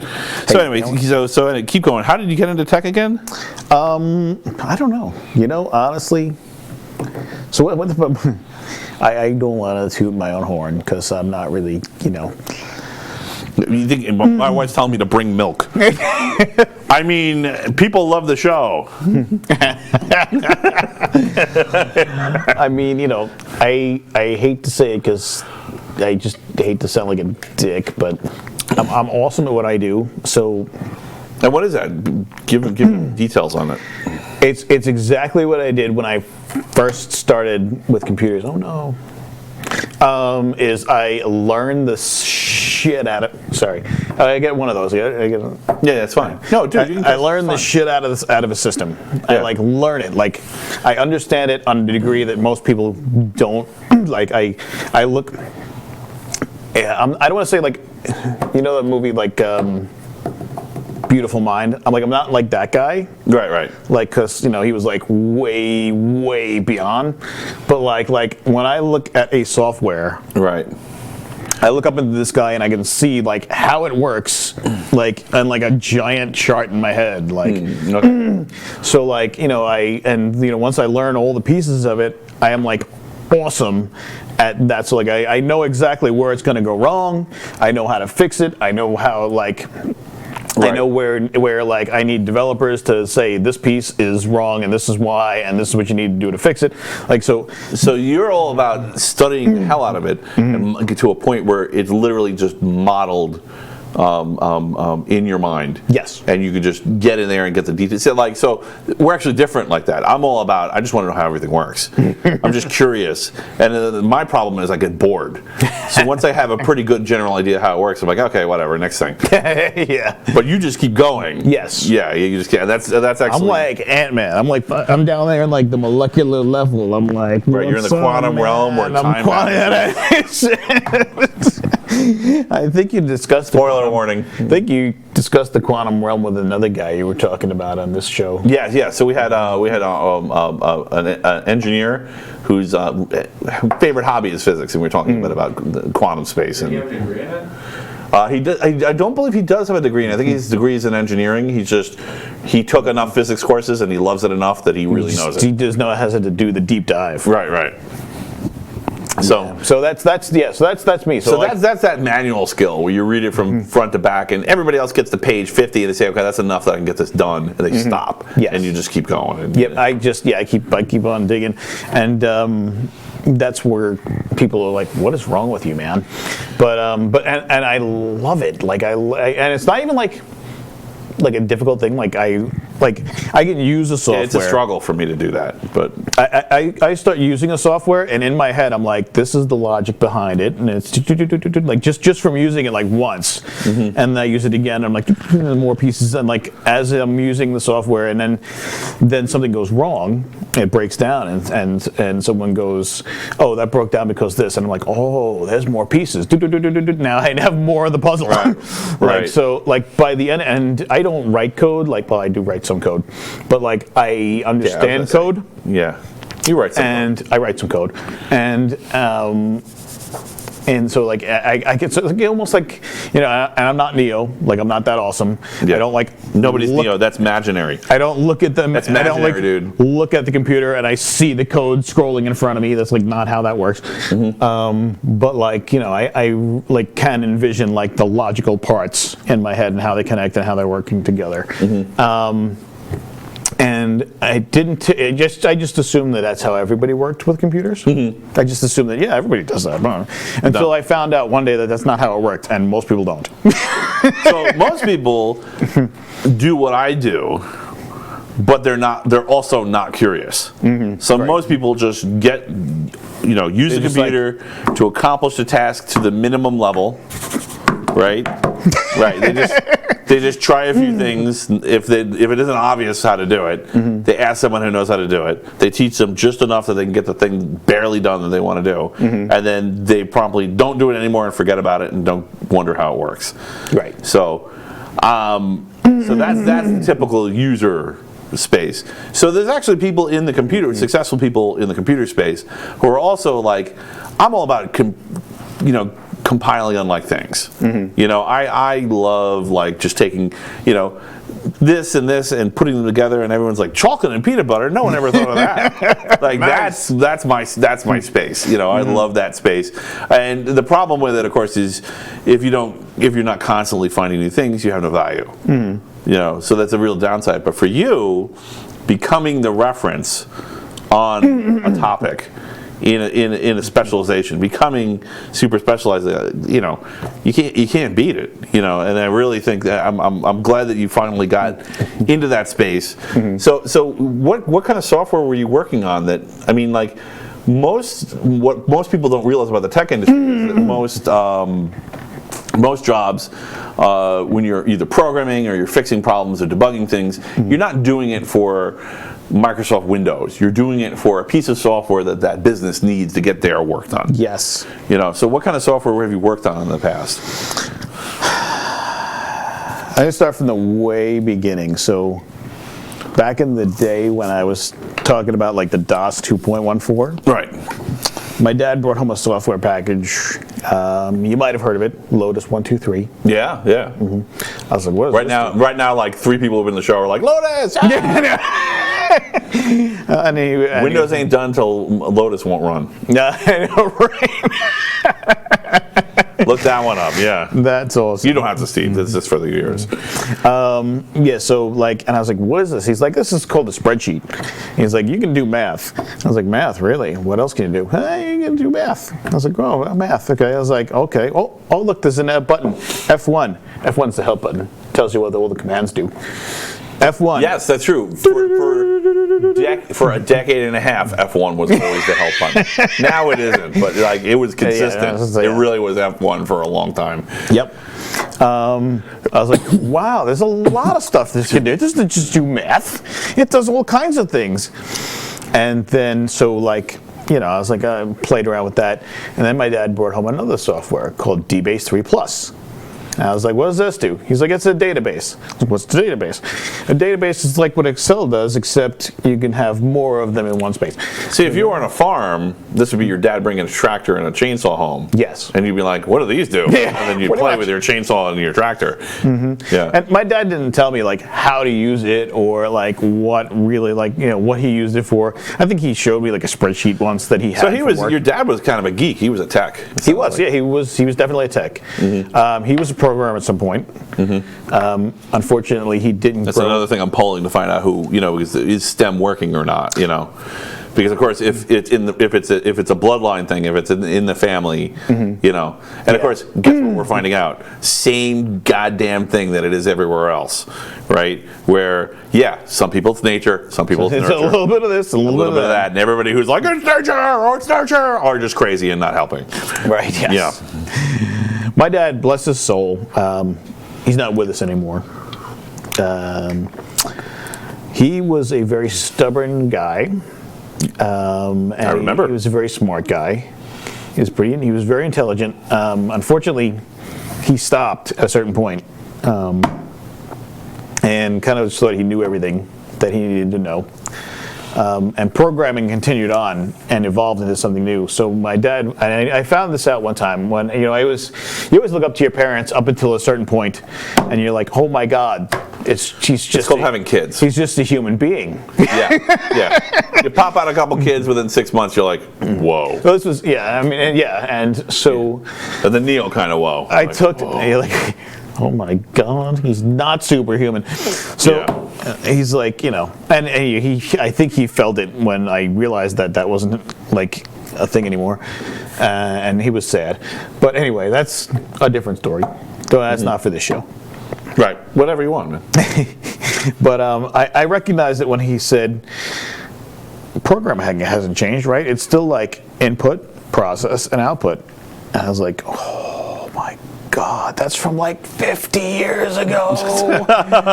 Oh my God, there's objects and methods and what's that other thing? And concatenation functions and. So where were you learning that stuff from? Because you don't have like a computer science degree or anything.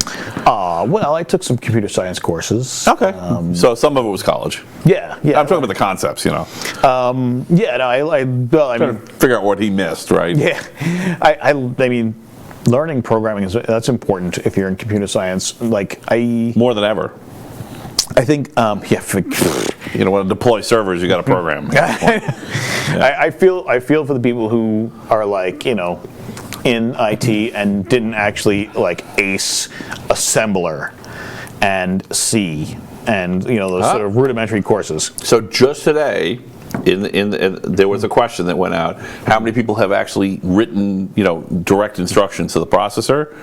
Like 5 hands went up, and I was one of them. So actually, it's a lot of people for you to feel bad for. So I'm good, thanks. can we get coffee? Is that possible? You said I can make some. Is that possible? I'm sorry, man. Is there Thanks any a lot. way?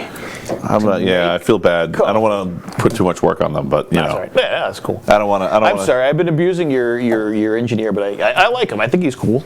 Yeah, he's a great guy. I'm not going to tell him that right now. He's part of the show. I mean, he really is. That's awesome. And I mean, like when I first came to the studio, I was expecting, basically just it was really meant. It was just kind of a happy accident. It was just meant to fill in the space until I built my own studio, and I really like working with them. So I know what they're doing. It's funny. When I listened to your show the first couple of times, I was like, so I pictured it a lot different. I was like, all right, Matt rented a space, put up a camera, has a computer recording his thing. That's what I just assumed was going on. Right. That's what most people do. Right. And then I heard another voice. I was like, who's that? It was like your engineer. I'm like, he has an engineer. Is that God? That's like a real radio show. He's got like an engineer. He's like an Opie Anthony right now. Right. This is like a Howard Stern happening up in here. Wow, I went from a guy alone in his basement to like an international sensation in one synapse. That's awesome. I figured, he's got an engineer. He must be something. This must be really something big.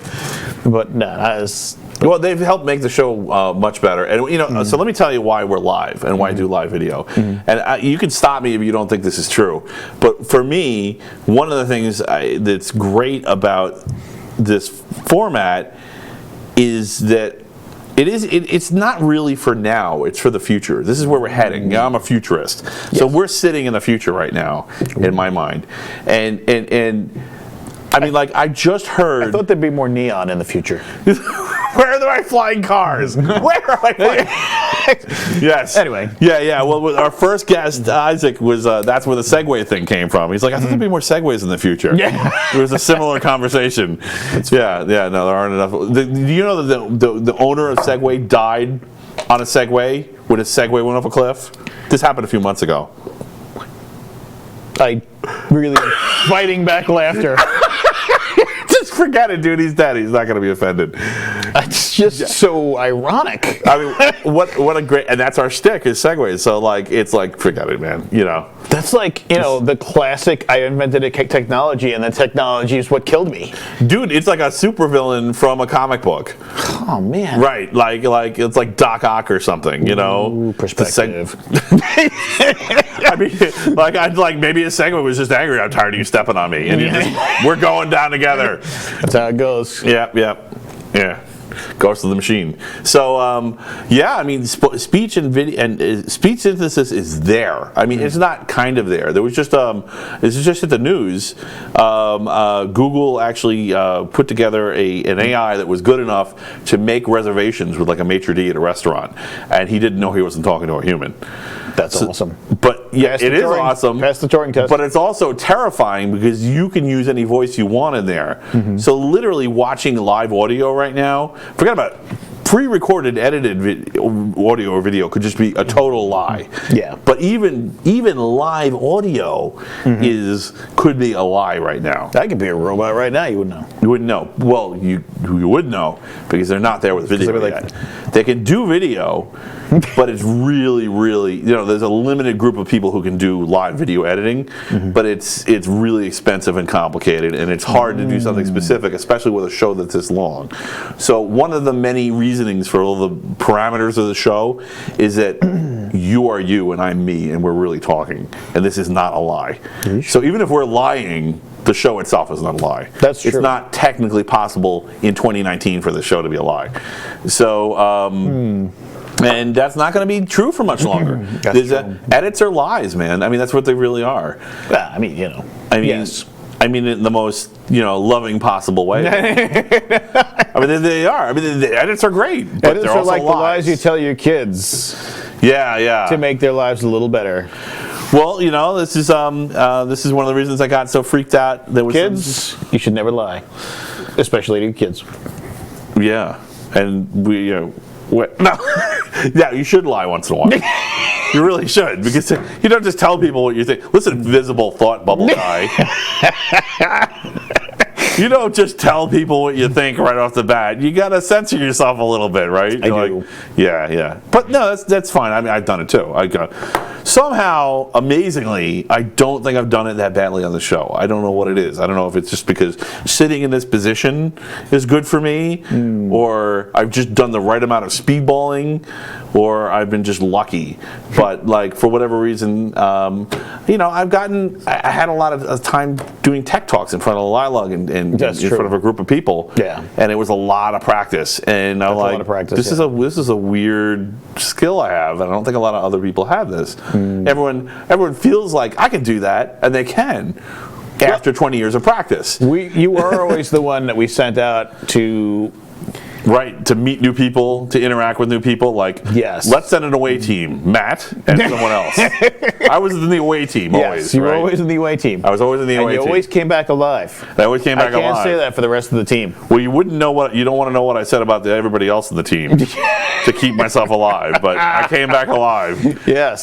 So now I've gotten better at playing both sides, so it's not as obvious anymore. And we also had a method. We were like, all right, Matt brought people back.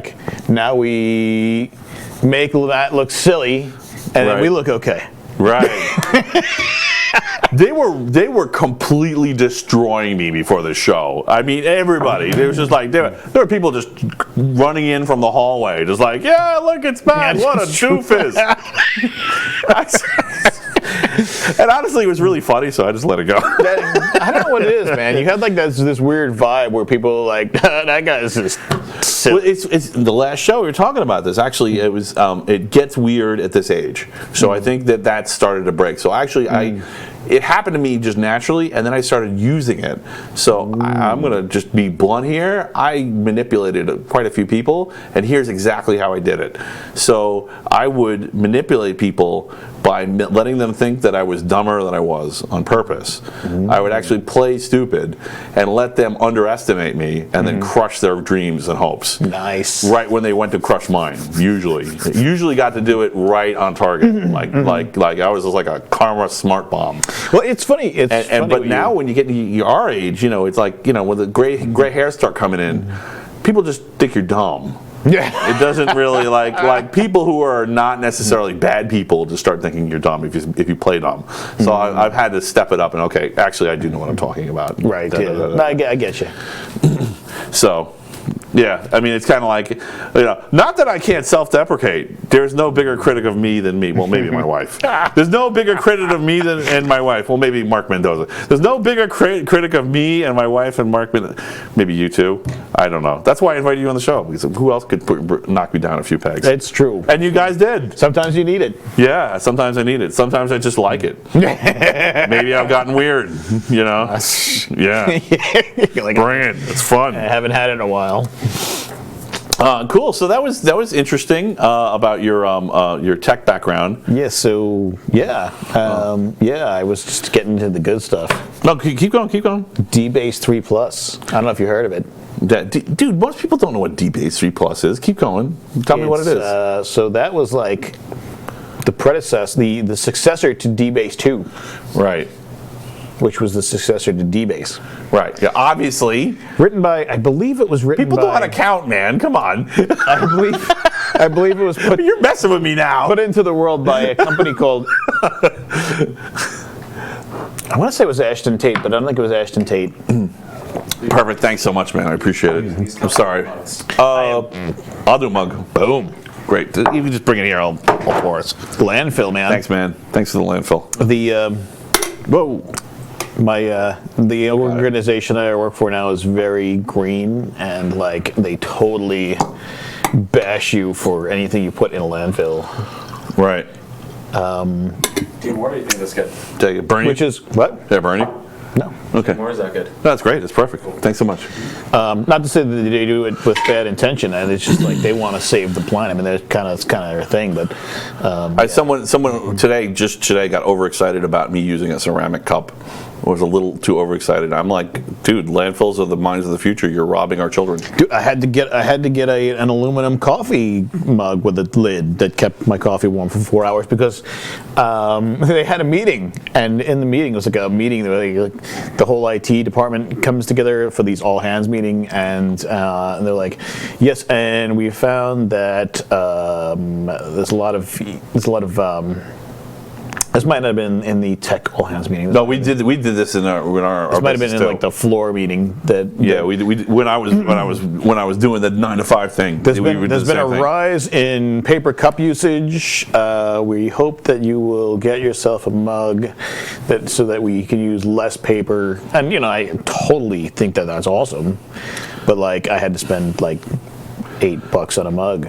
Yeah. And they even give you a mug, so it's like really sad. Any science experiments in the mug? No. Okay. No, but it's so when you go on vacation, come back, and there'll be a forest in there. That's scary. My company, they were like awesome because like they're like, welcome aboard, and here's a mug for your coffee. So they give you a mug, like a regular mug, so that you don't use the paper mugs. But like I had an unfortunate incident because I'm a clumsy klutz, and tell me about the unfortunate incident. Taking my coffee mug, and I go to put it up on my shelf in my what are they, overhead shelf thing with the thing that comes down and closes. I forget what that's called. Yeah, it's called a cabinet. Continue. All right. It's going to be like that. Yeah, I can get it back. So I'm going to put it, I'm like fumbling around. It was like a particularly stressful day, and I'm fumbling. And I got to leave, my office at 5, no later than like 5:03. Otherwise, I'm late home by 20 minutes because I work in the city now. So I missed the subway that gets me to the train on time. So I'm like rushing around. I got to throw my laptop in the bag and my power cord. I just put my coffee mug up on the shelf. Missed the shelf. Comes crashing down on my desk and into a billion pieces. I was like, no, they gave me that mug. Went to ask for a new one. They're like, no, that's only for new people. So I was like, oh man, my one opportunity of saving the earth. We're just going to have to go ahead and ask you to buy yourself a new mug there, Brad. Thanks, that'd be great. We'd appreciate it if you did that. And I Thanks, did. Brad. I did. I get it, you know. That's my office You space can't impression. just, I know. Thanks a lot. Go ahead and just do that, please. Thanks. Yeah, we just need you to buy a new mug. That'd be great. It's not in the budget for the company. It's just not. The money's not there. So we like to save the new mugs for your responsibilities. the new employees. Yeah. The old employees get to keep their old I mugs. can't That's part buy a of the badge program. on my current position because I love the organization I work for right now. Great. Very progressive. Right. And it makes me smile that I work there. But anyway, so DBase 3, basically a relational database. So what was the difference between Lotus and DBase? Well, was that realization big for you? it was huge. Now, in a spreadsheet, you can have a table. In a relational database, you can have a table and another table and another table, and they can be connected by a field. So that if you updated one table, it updated the data in this table, and it updated the data in this table. And now, like, that's when the real magic started happening. And I used that, and the first thing I did was I talked to my brother. He was into dinosaurs at the time. And I'm like, I'm making a game, and you're going to help me. Because you know a lot about dinosaurs. He was 8. And the beatings continued until you had a dinosaur game. He was happy to be involved. He was 8, and he knew everything about every dinosaur Thanks again, man. that ever walked the earth. And I was like, Yeah, perfect. Perfect. You can't even taste the poison. Oh, hell yeah. If you taste bitter almonds, let me know. I didn't put some Oh, I didn't tell you that this is also a cult. Continue. did you only poison his or both of ours? Oh, no. Hey, man, how come it says Kool-Aid on the side? Yep. Sorry. Don't use red cups. It's too obvious. It's Site 22, watch out. I was telling Matt before that I think you're an awesome engineer. Thank you. But I mean, I haven't met a lot of them, but, you know, kudos. Yes. Thanks. Dude, you're drunk rambling, man. You only had one drink. I had 2, man. All right. 2 glasses of wine. I love you, man. I love you. I love you too, Rand. I love you, You know, bro. I feel bad because I was like kind of bustling on him before and making him get me M&Ms and stuff, but I don't mean to be like that. No. He knew to not take you seriously. All right. Everyone was warned. The whole floor has been prepared for weeks. I got this dude coming on my show. Just let him do his thing. He doesn't mean any harm. We got to get this on the record before the video gets wonky. Yeah. Before the AI takes over. But yeah, so I Hands. Hands. oh, we probably missed, while you were gone, we probably missed like half the audio. Pick it up off Matt's mic then. All right, Yeah, cool. yeah. You still can hear it. It gets a little muffled. Raise the gain. Yeah. It took me like 12 episodes to get it right. I still blow it once in a while. Yeah, so I said to my brother who knew everything about dinosaurs at the time, I was like, we'll make it a big game. It's going to be like a quiz game about dinosaurs, and you'd help me. So I used it, and so the cool thing about DBase 3 was that, like, and the cool thing about DOS in general, which you don't get today, which is why I'm not a programmer, is that you lived in a world that was a box. And the box was a grid, and it had 80 this way, and it had 24 this way, and that's what you had to work with. Right. And I could live in that world. My comp sci programs were written like that. It's basically a piece of graph paper. Right. So I could make dinosaurs, and I could make dinosaurs animated in DBase 3+. I wrote functions, I wrote procedures, and I wrote a database backend that had the answers and I had the questions. And when you got this all done, how did your dad react to this? I don't think he even knew that I did that. I don't remember this. I never saw this program. Nah, you wouldn't have. It was before I even knew you. Wow. I was like, well, my brother was 8, so I must have been 13. Dude, this is pretty hardcore stuff. That's actually pretty difficult to do, especially like back then, you know. It was just, I was like, well, I could do ifs, I can do variables. I was like, ooh, variables? What can I put in those? Anything? Oh, this is awesome. That's awesome. I'm going to use that as a sound clip for the show. The discovery of variables. Anything? I'm using memory. I can actually access this. It's fantastic. RAM, this is real? Okay. And I thought this was going to be boring. I'm sure it's boring for somebody. If my wife was watching this right now, she'd be like, oh my God, this is fucking terrible. Why are you talking about databases? Stop talking. She's like, if she's watching, so she's talking about. Mix some explosions in and you're good. She was talking about watching it live, and I was like, yeah, I think you can watch it live. I think it is actually live. It is live, It's Technocrat live. So I think you're like, she's like, yeah, but I got to put the kids to bed, so maybe I won't. I'm like, all right, well, whatever happens. But if she were watching it right now, she'd probably be like, oh, yawn, and be sleeping. Sleepy face. Is there a sleeping emoji? Is there one that's more sleeping? And I love you, babe. But she doesn't. She's not a big fan of technology. She knows. Good you said it though, because the poison. You know, you'll start. Yeah, that's pretty much it. Yeah, so that's the end. But anyway, we're done. So yeah, and even at that time, so I made this whole game. It was like a 20-question game, and like if you got the right answer, like the dinosaur would move and do like something cool.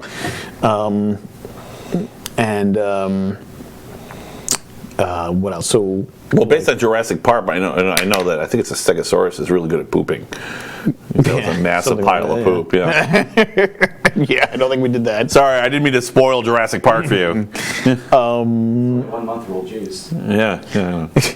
I know. I love that. I love it when people get mad at spoilers that are like for 30-year-old movies and stuff.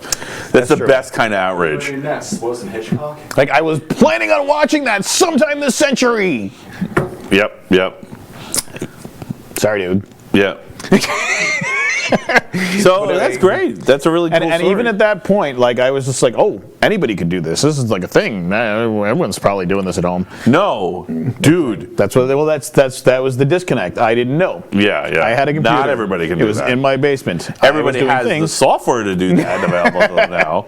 Because this is the great thing about Linux and the Raspberry Pi is it's just totally accessible. I know. You get that little piece of hardware for $29, and you can there's all these programming languages that come on it, and you're done. You buy a little SD card, buy a keyboard and a mouse, and you're good. I know. And I mean, it was a problem when we were younger. The stuff was expensive that you're talking about. Super expensive. Yeah. Now that teaching kids, my son goes on Scratch and he's like having a ball. I'm like, Bet my kids are doing Scratch can you too. imagine if we had Scratch when we were kids? Oh yeah. You'd be like, dude, I asked my mom for. I mentioned this in another one. I'll probably avoid mentioning this for a few shows. But I asked my mom for a C compiler, and it was $300. She said no. No. Yeah. It's not her fault. I don't blame her. Well, that's the crap. Damn, imagine. That's the crap thing about DOS and Windows is that we can get like Wacom C. I tried it. It's garbage. Right. Sorry, Wacom. I don't like it. It's over, man. It's over. But you go into the past. You go into Unix. GCC is right there. Right. There, it's free. Yep. Thank God for GNU. Yeah. Yeah, well, I think Richard Salma was in town recently. I'd love to get him on the show. And so we have some big. I have plans. I don't know if he's going to go with the show, but surely this isn't an announcement. I won't announce until I announce it. But so I heard that you didn't watch Endgame. I didn't watch Endgame. I think you're the only person on Earth, based on the sales numbers. That is because. Assuming that the piracy is the problem that the MPA says it is, you're maybe the only person on Earth that did not watch Endgame. I watched Iron Man when it came out, like Iron Man the first one. And I was Right. like, wow, that's pretty cool. And I watched Iron Man 2, and I'm like, was pretty cool, but it's like pretty much the same. And I watched Avengers, and I was blown off the planet. I was like, holy cow, that's everything a movie should be. Right. And then, it kept on going. I was you were like, a fan. I was a fan. Right. I watched Captain America, I watched Winter Soldier, I watched Thor, and Ragnarok, which was like, Duh. I mean, I don't understand why people weren't more posts going around about it. I was like, this is the best movie ever. And everyone's like, yay! I'm like, they actually put the Immigrant Song in a movie. I know, right? Just that alone. That was awesome. And I watched Guardians of the Galaxy, and I was like, well, that was silly. And then I watched. In a good way. Well, yeah, that's true, but Well, you see, you don't understand that Batista is you. You're just literal guy and just blah blah I blah. was like, why is there a fox? Who is this man angel that has fallen onto our spaceship? He's not a man angel. So and I was like, this is like, and it was ramping up, and everything that has a beginning has an end, and I always forget that. Yeah. Right. So, I couldn't see it coming. Including actors' contracts, yes. I didn't see it coming. Yeah. I was like, wow, this is going to be beautiful forever. It's not a cartoon. They're actors. Eventually they get old. And it just doesn't work. Captain America or the Walker, work for the end of the movie, not the middle of the movie. That's true. So when I got to this one with Infinity War, like things were getting pretty freaking intense when with Avengers, the one where he lifted part of the planet, the AI guy lifted part of the planet, Ultron? and yes, Age of Ultron. Thank you. Jump cut. Yeah. Job God. Yeah, they did a whole thing on Avengers. Nice. We did a rapid fire for every movie. That's awesome. Yeah. Yeah, it's a good show. So now my son's like, I want to watch Endgame. And I'm like, you're not watching Endgame until you watch all of the other movies first and make a decision on whether or not you want to watch Endgame. Because you're not going to jump. Christ, you made him smoke the whole pack, didn't you? Well, I told him there was something like he could skip out on, like you don't have to watch Guardians of the Galaxy.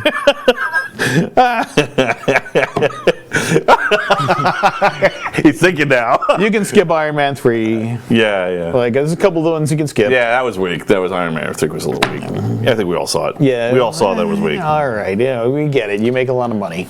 Okay. And so this Infinity War, even like Winter Soldier, Civil War was amazing. I was like, wow, they did something different. Like, you don't even know whose side to be on. This is fantastic. And then like this one came out, Infinity War, and I was like, oh no. They took it like into a place. Were you happy for most of the movie, and then at the end you were like, what? Yes. Yeah, Just like everybody. Yeah. I was like, oh no. Yeah, but most of us realized they were going to make another movie, right? You knew that they were going to make another movie, didn't you? Yes. Okay. Yeah. Okay. But at that point, I was like, I don't want them to make a movie. Like to me, it ends there. I'm like, all right. This reality, like there's this suspending your disbelief, and then there's like, all right, this is no longer even in the realm of realities where I can suspend my disbelief. There is no way they can fix that. Like in my head, there's no way they can fix that. So if they fix that in the next movie, like, I'm not interested. They fixed it. I'm sure they did. It wasn't the best. There were problems, but it was still very good. They did a good job of fixing it. It's all that Thor's fault, man. Had he just aimed for the head? Dude, you gotta watch the movie. You gotta watch the movie because this is you need the look. We live in a pop culture, whether you like it or not, right? No. Actually, I think the superhero movies are dead. I think that's it. That's pretty much it. Yeah. Yeah, I think they blew their load after this. So. But they're entering the new phase. You got Far From Home. Oh, I'm sure. Right now, if a Marvel exec even took me 1% seriously, they would have a heart attack just hearing that. But I think they're dead. Because I think what happened is, I think that there was all of this pent-up energy to give comic books, which are basically just storyboarded movies ready to go, Yeah, dumbasses. I know. Gave comic comic books more cred from like the 60s on, and there's all this pent-up energy. I think they just blew their load. I think that they're gonna, I think maybe it won't be the next movie or the next movie, but sometime in the next 5 years, it's just gonna go. A movie that's good and should have done well is just gonna go, and that's it. Yeah. Yeah, I think the DC stuff is the warning. Too bad, and it's too bad for silly little DC. They got some good characters. Not all. I mean, oh yeah. come on, like Aquaman, guys. Were you kidding? Like, honestly. Wait, you didn't like Aquaman? I thought it was pretty good. I thought it was a better one. It wasn't better than Wonder Woman for sure. But, I mean, Batman doesn't kill. Captain America, come on. Yeah, that's true. But Wonder Woman was a direct ripoff of Captain America. This is true. Yeah. With the worst final act. But you know what? Yeah, well, and in fairness to the woman that plays Wonder Woman, most of the movie was good, and she was amazing. She was awesome. She was awesome. She did a great job. I bought it. I totally bought it. But and actually, all the actors in those movies were good. Captain Kirk was in that. Yeah. That was pretty good. And but like. I know who I'm thinking. What's his name from Harry Potter? The actor that played, the bad one, the bad guy. He was in that. Yeah. Oh, he's a good actor. But I didn't see him. Yeah, he's the bad guy from the end. Remember, he turns out he was one of the friends, and then he turns out he's the evil doer that she has to fight off. Or that was him. Yeah, the makeup was good. Yeah. They didn't get a job. I didn't recognize him. I don't know. Maybe the name's wrong. I'm terrible with celebrity names, but he's looking it up. But Harry Potter. Because I don't think that was him. Okay. The one that played the werewolf. That was him. Oh, that guy. Right, yeah. I know who you're talking about. Yeah. I mean, I just saw him the whole time. Gary Oldman. That's it. No? Maybe? This is not my strength. Anyway. Gary Oldman? Yeah, so screen time. I'm kind of curious what you think about screen time. Do your kids get to play on iPads and iThings and laptops forever, or is there a limit? Do you cut them off at some point? There's a limit. There's a lot of conflict over this. There is a lot of conflict over We're actually we don't have limits.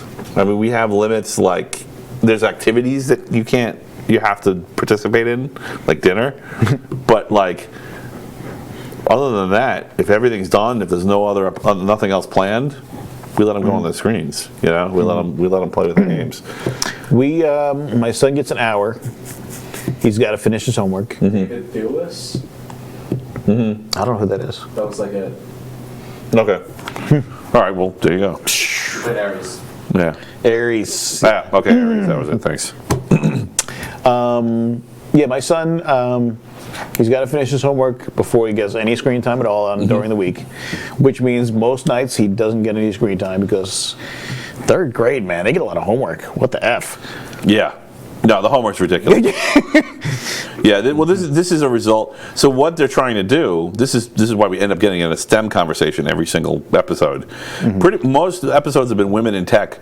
By the way, I was pretty disappointed in the female showing in the cybersecurity world out there. There's not a lot of females in cybersecurity. We've been really lucky. We know lots of women in tech on the show because it's not good out there. About cybersecurity. I love cybersecurity. Continue. I wish I could be a cybersecurity guy. See, that's the kind of thing I want to hear. Why? Because it's just like the technologies for that are really cool. Like sitting there and like opening up your, digging into your firewall and setting the rules and saying, oh man, I set it up so that it's awesome, nobody's getting in, and setting up all your internal security and setting up all the rules for people and how they are able to interact with your network. And right. That doesn't feel annoying and futzy to you? No, that stuff's awesome. That's like right. Really that. So like, consider that what I told you about software and how I like see it like this up in space, like all the pieces. Right. When you think of like cybersecurity, there's so many more pieces. It's like going from a 150-piece puzzle to like 1,000, 2,000-piece puzzle. Right. You're just like, oh, that's so big, and I'm gonna make this all work. Right. But then the problem with that is, Well, the onion goes all the way from the top to the bottom, and in the past there was always kind of a bottom-up solution, which is just give root all the power, let him fix it, or whatever, the administrator, Right. All the power, and then and then maybe break it down into roles, yeah, You know. that's sort of like how it's been. right? And it's kind of a new view where you're turning everything into like an onion, and you're just breaking it down into different layers. And we've had a few cybersecurity folks on here, Yeah. So. I mean, I might be able to help you break in, man. Well, here's the thing, though. While I would love to be able to do that, the stress level for that position, like, you have to get it right Not if you're doing it right. every time. Yeah, but no, hold on a second. So, yes and no. See, the thing is, cybersecurity is a journey. It's not a destination. And this is a problem with thinking. Everybody's very interested. This is the problem with letting corporate thinking take over a culture, because in the corporate world, everything has to be measured. So everything needs to be a destination, and really, life's about the journey. Yeah, Right. that's true. And the journey's never over, or life's over. I mean, you kind of don't want the journey to end. It right? ends at the end. It ends at the end, right? So, and cybersecurity is a journey because it's also an arms race. So anytime you think you got it locked down, you got a bunch of human beings pointing at you, looking for ways to break through it. Yes. And it may not be necessarily at you, but eventually they will point at you, even if it's casual. If it's an advanced persistent threat, then yes, they're definitely pointing at you. But so like, I don't worry about it. You shouldn't. If you think you can't manage that stress, that's fine. But don't worry about the stress level preventing you from succeeding in that It is. field. Yeah, It really that just means the boss isn't really being fair to the process and getting it done. Which of course happens all the time too. That would be the undue stress I'd put on myself, honestly, and it's beyond the level that I can manage, because I would be so angry at myself if I created this fortress and someone got in. I'd be like, that's it. It's like taking a car and accidentally running over a person. Like, I don't want to drive anymore if I do that, because I've gone to a point where I've lost control to such a point where I just don't want to do that anymore. Right, I hear you. Like, I've ruined it. Well, I think that's what happens to old people. I think when they get old enough that their driving starts suffering. I mean, that's basically what happened with my grandma. Like, I don't think I'm going to out her or anything. Sure, yeah. She's gone didn't drive for a 20-something while. years. And at the end, she ran over my foot once. That was funny. Whoops. And she murdered a pear tree in someone's front yard, and that was it. She'd had a series of escalating things, and she's like, okay, I'm going to hurt someone. I got to stop. Right, yeah. And I mean, it was good of her to do that, because you don't actually have to do that. There's no system in place to force you to. Right, yeah. Yeah. Silly us. Yeah. There's not like a 3 strikes and you're out rule. It's just you can accidentally run over as many people as you want. That's not true. What do you think about automation and? And Oh, sorry. Me? Matt, yeah. Me? It was me this time. See, I told you I still do it. He's like the whole monitor, man. Hand, butt, You gotta come up with like a different, Button. Jesus. yeah, like a flashing red light or something. I'll just play- That's a good idea. See, look, you're even debugging our studio. I am. Yeah. You gotta put a counter on the screen for when you go back and edit this. Right. I'm learning the system and looking at the things that are wrong with it. Yes. Not Which to this endears anyone. you to plenty of people, right? I'm sure. I keep my mouth quiet a lot. Yeah. You should see me in. So like we have these team meetings where my whole team is in a meeting. So it's called a team meeting, Yeah. and it includes like the director. So we're going to of my have group. like a team meeting. The team is there, the whole team, and you're part of the team. So we're going to need you to go ahead and be there. Yeah. You were razzing me before the show, man. Yeah, I know I was, but I know. that was off camera. Yeah, it was off. No, but come on, man.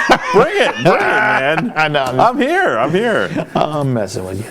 Just nothing illegal. That's all. And like in a team meeting, I'm like the quietest person because I don't want to let on what I'm thinking. So like right now, I'm like in a calm and relaxed environment. So like my guard's not really up, but it's up enough because I know that I'm on camera and like trying to keep it like relatively professional. Like when I'm in like a position where I'm like nervous or like anxious, my filter comes down, and I'm a terrible person when my filter is off. Yeah, absolutely horrible. I really haven't like I don't see it. I just see you as an accurate, honest person. Maybe that means I'm a terrible person. You haven't seen me like walking in a neighborhood and someone's like grandfather is dying. Yeah, I remember that. Okay, so that's the kind of thing that happens when my filter's off. So here's a secret about us. So underneath the surface, I really think that we're all psychopaths, and that our conscience is that thing that jumps in and stops us from and that's the unique human evolution. So like, to me, we all have dark thoughts. Sure. There's, in fact, one of the quickest ways for me to know if someone's a liar is if they say they never have dark thoughts. Everyone has dark thoughts. Who doesn't have dark thoughts? What kind of? I guess it's possible if you put yourself in an environment where there's absolutely no conflict.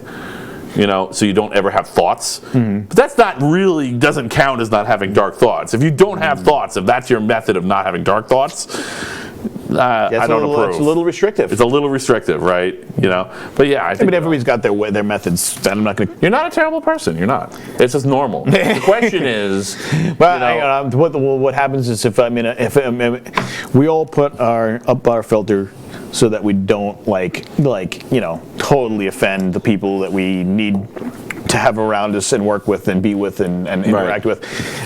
When I'm uncomfortable, my filter comes down, and if I'm uncomfortable, I might just lash out and say stupid things that I can't take back. Because when my filter's off, it goes so far to the other end. That it's like, I've been waiting for 10 my years God, to you say said this that? He's a monster. Well, all right, so let's see if I can tempt you into saying something terrible. So, because it's fun, for fun and profit. So, when it comes to automation, it's killing jobs. I mean, personally, I've nailed a dozen jobs myself, for sure, and probably more. But I've eliminated people with simple scripts and programs and systems and things like that. And I don't love it. I'm kind of on the fence about whether it's good or bad. But what do you think? Is this something that we should? What's the solution? Are we talking about should we be Luddites and stop automation or slow it down so that we have more time to adjust? Should we do something like UBI, where we're handing people paychecks to basically because we've gotten to the point where we're just recreation? Because I mean the business model where we're all doing art for each other ain't going to work, right? And then, or is it going to be like a shorter work week, where you have more time to yourself, more time to work on yourself and make yourself into a better person? Or something else? Or is it not a problem at all? That's a problem, but it's not. That's not the problem. Right. So, like I said before, I lived in England, and what I didn't get to say was that it's easy for an American in England to get a job and be a superhero. Right. Because the work ethic that we have here, the demand that we are under here to perform. Is this just a New York thing? I think it might just be some of this is a New York thing for sure, because it's definitely easier out there. Yeah. So it could be just be a New York thing. The demand. It's hard to say because I've worked. And by the way, I'm not just being mean. I can quantify that. Heart attack capital of the world, right? Probably. Really, I mean, we are, by that measure at least, we are the most stressful place. Probably. New York. New York. I'm Googling it. Yeah. Yeah, it was true at one point. I don't know if it's true in 2019, but it was definitely true. So it's funny because I worked in. My previous job, I worked with a lot of people from a lot of different parts of the country, and I found that what you're saying is not necessarily true. Okay, sure. I've worked in other places that have had distribution centers and headquarters and stuff where they're working hard. Yeah. Where the security guy in Nashville was busting his ass just as much as I was, trying to keep things going. Right. So All right, maybe I'm being unfair. No, I don't think it is. I think I could be wrong. I've been wrong on the show before. it's not. Alabama and Tennessee past New York. It goes Alabama, Tennessee. So it was New York at one point then. All right. Well, it makes sense. Nashville. There you go. Yes. Yeah, he's not lying, people. So it's not really that other parts of the country. It's big cities that have big industry have big stress. Are big cities just making us assholes? Well, so like I was saying, so when I moved to England, because of the level of work that I have to do, the level of expectation that's required of me in New York, when I took that to England, they were like, "What are you doing? How is this even possible? How are you so good at everything?" I was like, "I'm not." I don't know where to go with that. It's not like that, but like it's just that, we wake up and get out of bed and put 110% into what we're doing. Right. Well, some of us do. Some of us are just lazy bastards. Well, like some me. of us have, gamed the system and won. I put my 110% into that. You did. I really did. Yeah. So It's a reoccurring pattern with me. Yeah. So if you go to a place and on their best day, they put in 100%, you're still outperforming them. Just because you're used to putting in 10% more than the best you can do. Right. Okay, so Well, I'm glad it's not a big city thing because we've had New York has doubled in our lifetimes. So if it's a big city thing, there's all these people with no experience being city people here. So if that was making them assholes, they'd be really big assholes right now. Right. That's not what I'm seeing out there. Nah, People are pretty friendly. And, you know what? Disappointingly friendly sometimes even. If you go to New York City and you go to the corner and be like, "Dude, what do you call it?" And they'll be like, "Oh, it's just go down, go to the Starbucks, take a right." I'm in a fantasy world when I go to the city. People are friendly. That's how they are, and I'm like, my hands on my wallet. I'm giving people side eye. I'm like ready for a fight, I'm like from another planet at this point. It's not. I mean, we're all people. It's just that there's, when it comes to, and I'm gonna pick on capitalism. I am. Shoot, bring it. Capitalism is. If you go there with this or anything else, I will. Generally speaking, I'll play devil's advocate and take the other side. That's fine. I've defended socialism on the show too, so go for it. So in England, capitalism. Look, any business needs capital. I get that. Right. I talk about capitalism and I talk about like the way things work, and people are like, "You don't know how the world works," and okay, maybe not. Maybe I don't know how the world works. Right. Maybe I do, and I just don't like it. Right. But I know that if you're a business, you need some. You have a good idea. You kind of get it started. You get to a point, and you just don't have the resources to keep going. You need some extra capital. You need some investment money. I get that. Right. Okay. So here. That's the stock market. You get crazy people, investors, and you let out some stock, and people throw money at you, and then they pretty much own you.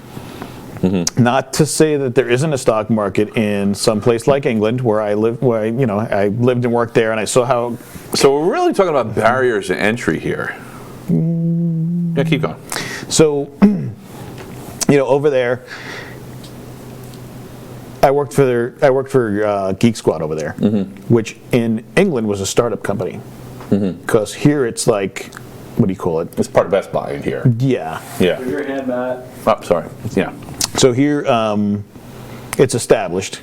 There it was like a new idea, and they needed money, and they had investors, but it wasn't.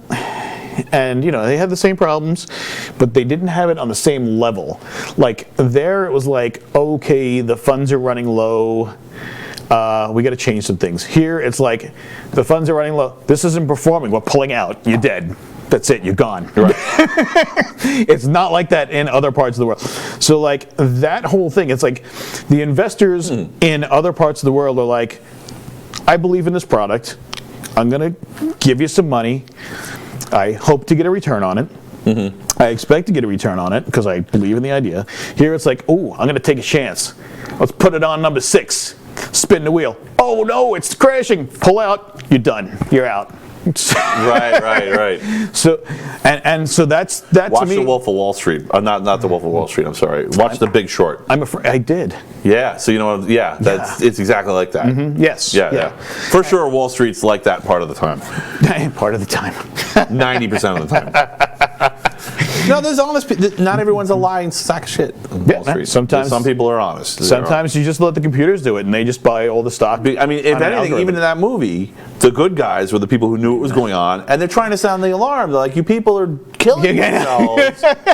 Like, this is going to end badly. I mean, being on the other side of it, I've been through that. I was trying to get people to buy Bitcoin. I'm like, it's going to go crazy, guys. I'm not just Ponziing you. I'm not trying to sell you on something.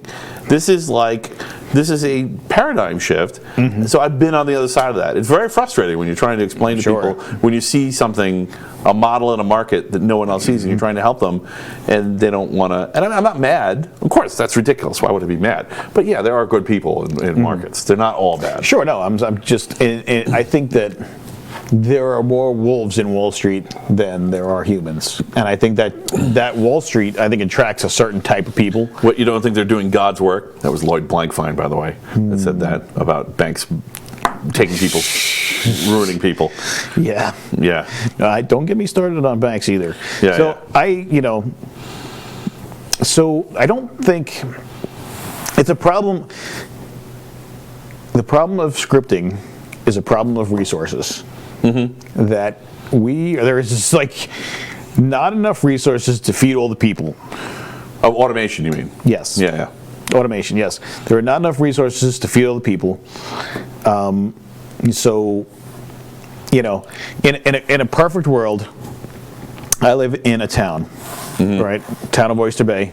Right. In a perfect world, like a utopia world, that town would have food production. It would have technology production. It would have knowledge production. All in that town. And it would be self-sustaining. And the town next to it would also be.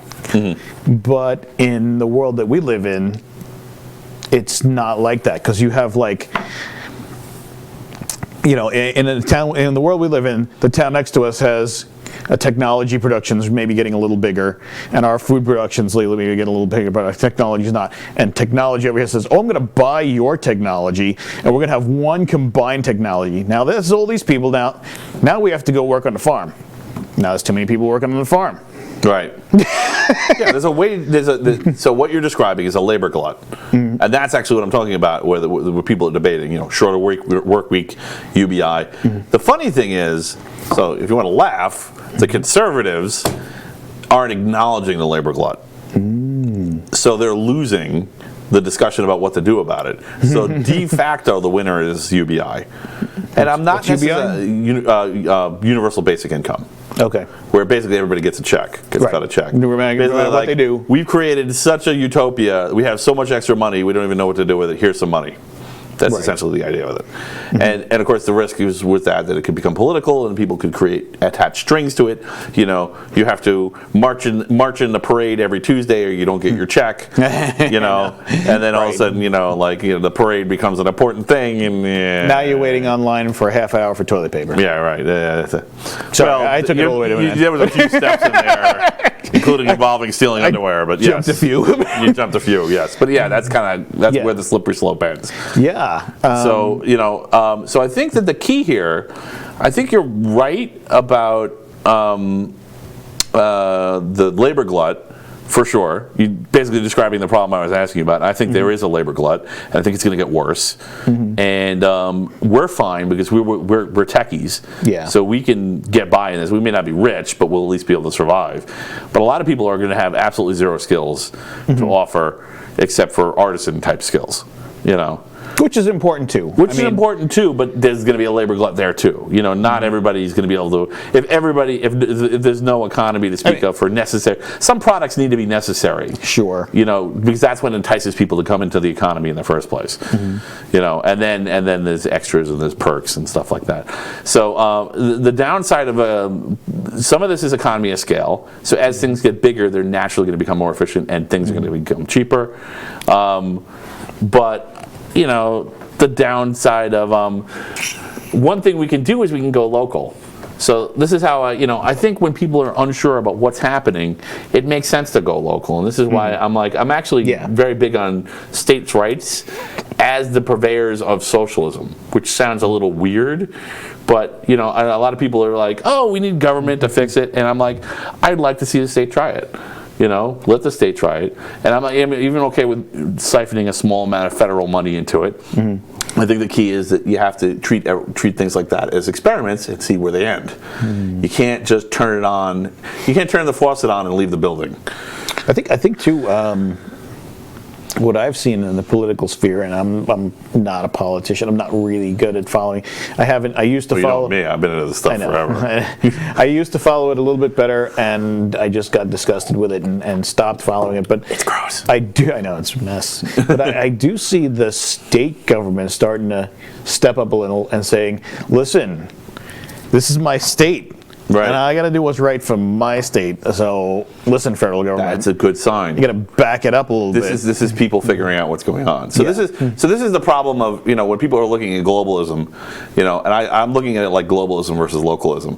The problem with globalism is you have this massive economy of scale, and as you get into larger and larger companies and larger government organizations, they become less and less accountable. Yeah. It's an accountability problem when you scale up, and when you go local, it's easier to make people accountable. Yes. When you're looking someone in the face, it's harder to lie. Yeah, why can't we have except on this show, you can lie all you want on this show. Why can't we have an auditor go and audit the government, the federal government? We do all the time, and then people lie about whether the auditor. They say the auditor was dishonest, and then other people say the people who said the auditor was dishonest are dishonest. Oh man! And round and round we go. It just goes around and around. So this is the problem with politics, and the more distant it is. I mean, how would you prove or disprove that? The real problem is what is truth. This is the problem that we're having. It's such a good question. What is I hate to be the up on like the guru on the mountaintop, or at least to point at him. I'm not saying that's me, but he is out there. There is a mountaintop with a guru on it somewhere, I'm sure. I picture him having a goat. A goat. He's got a goat. Yes. Well, yeah. I mean, goats are pretty versatile, and they climb mountains. They climb mountains, exactly. And he's a practical guy because he's a guru, right? So there you go. Yeah, he's got to go. He's definitely got to have a goat. So, yeah, but so there's something to this.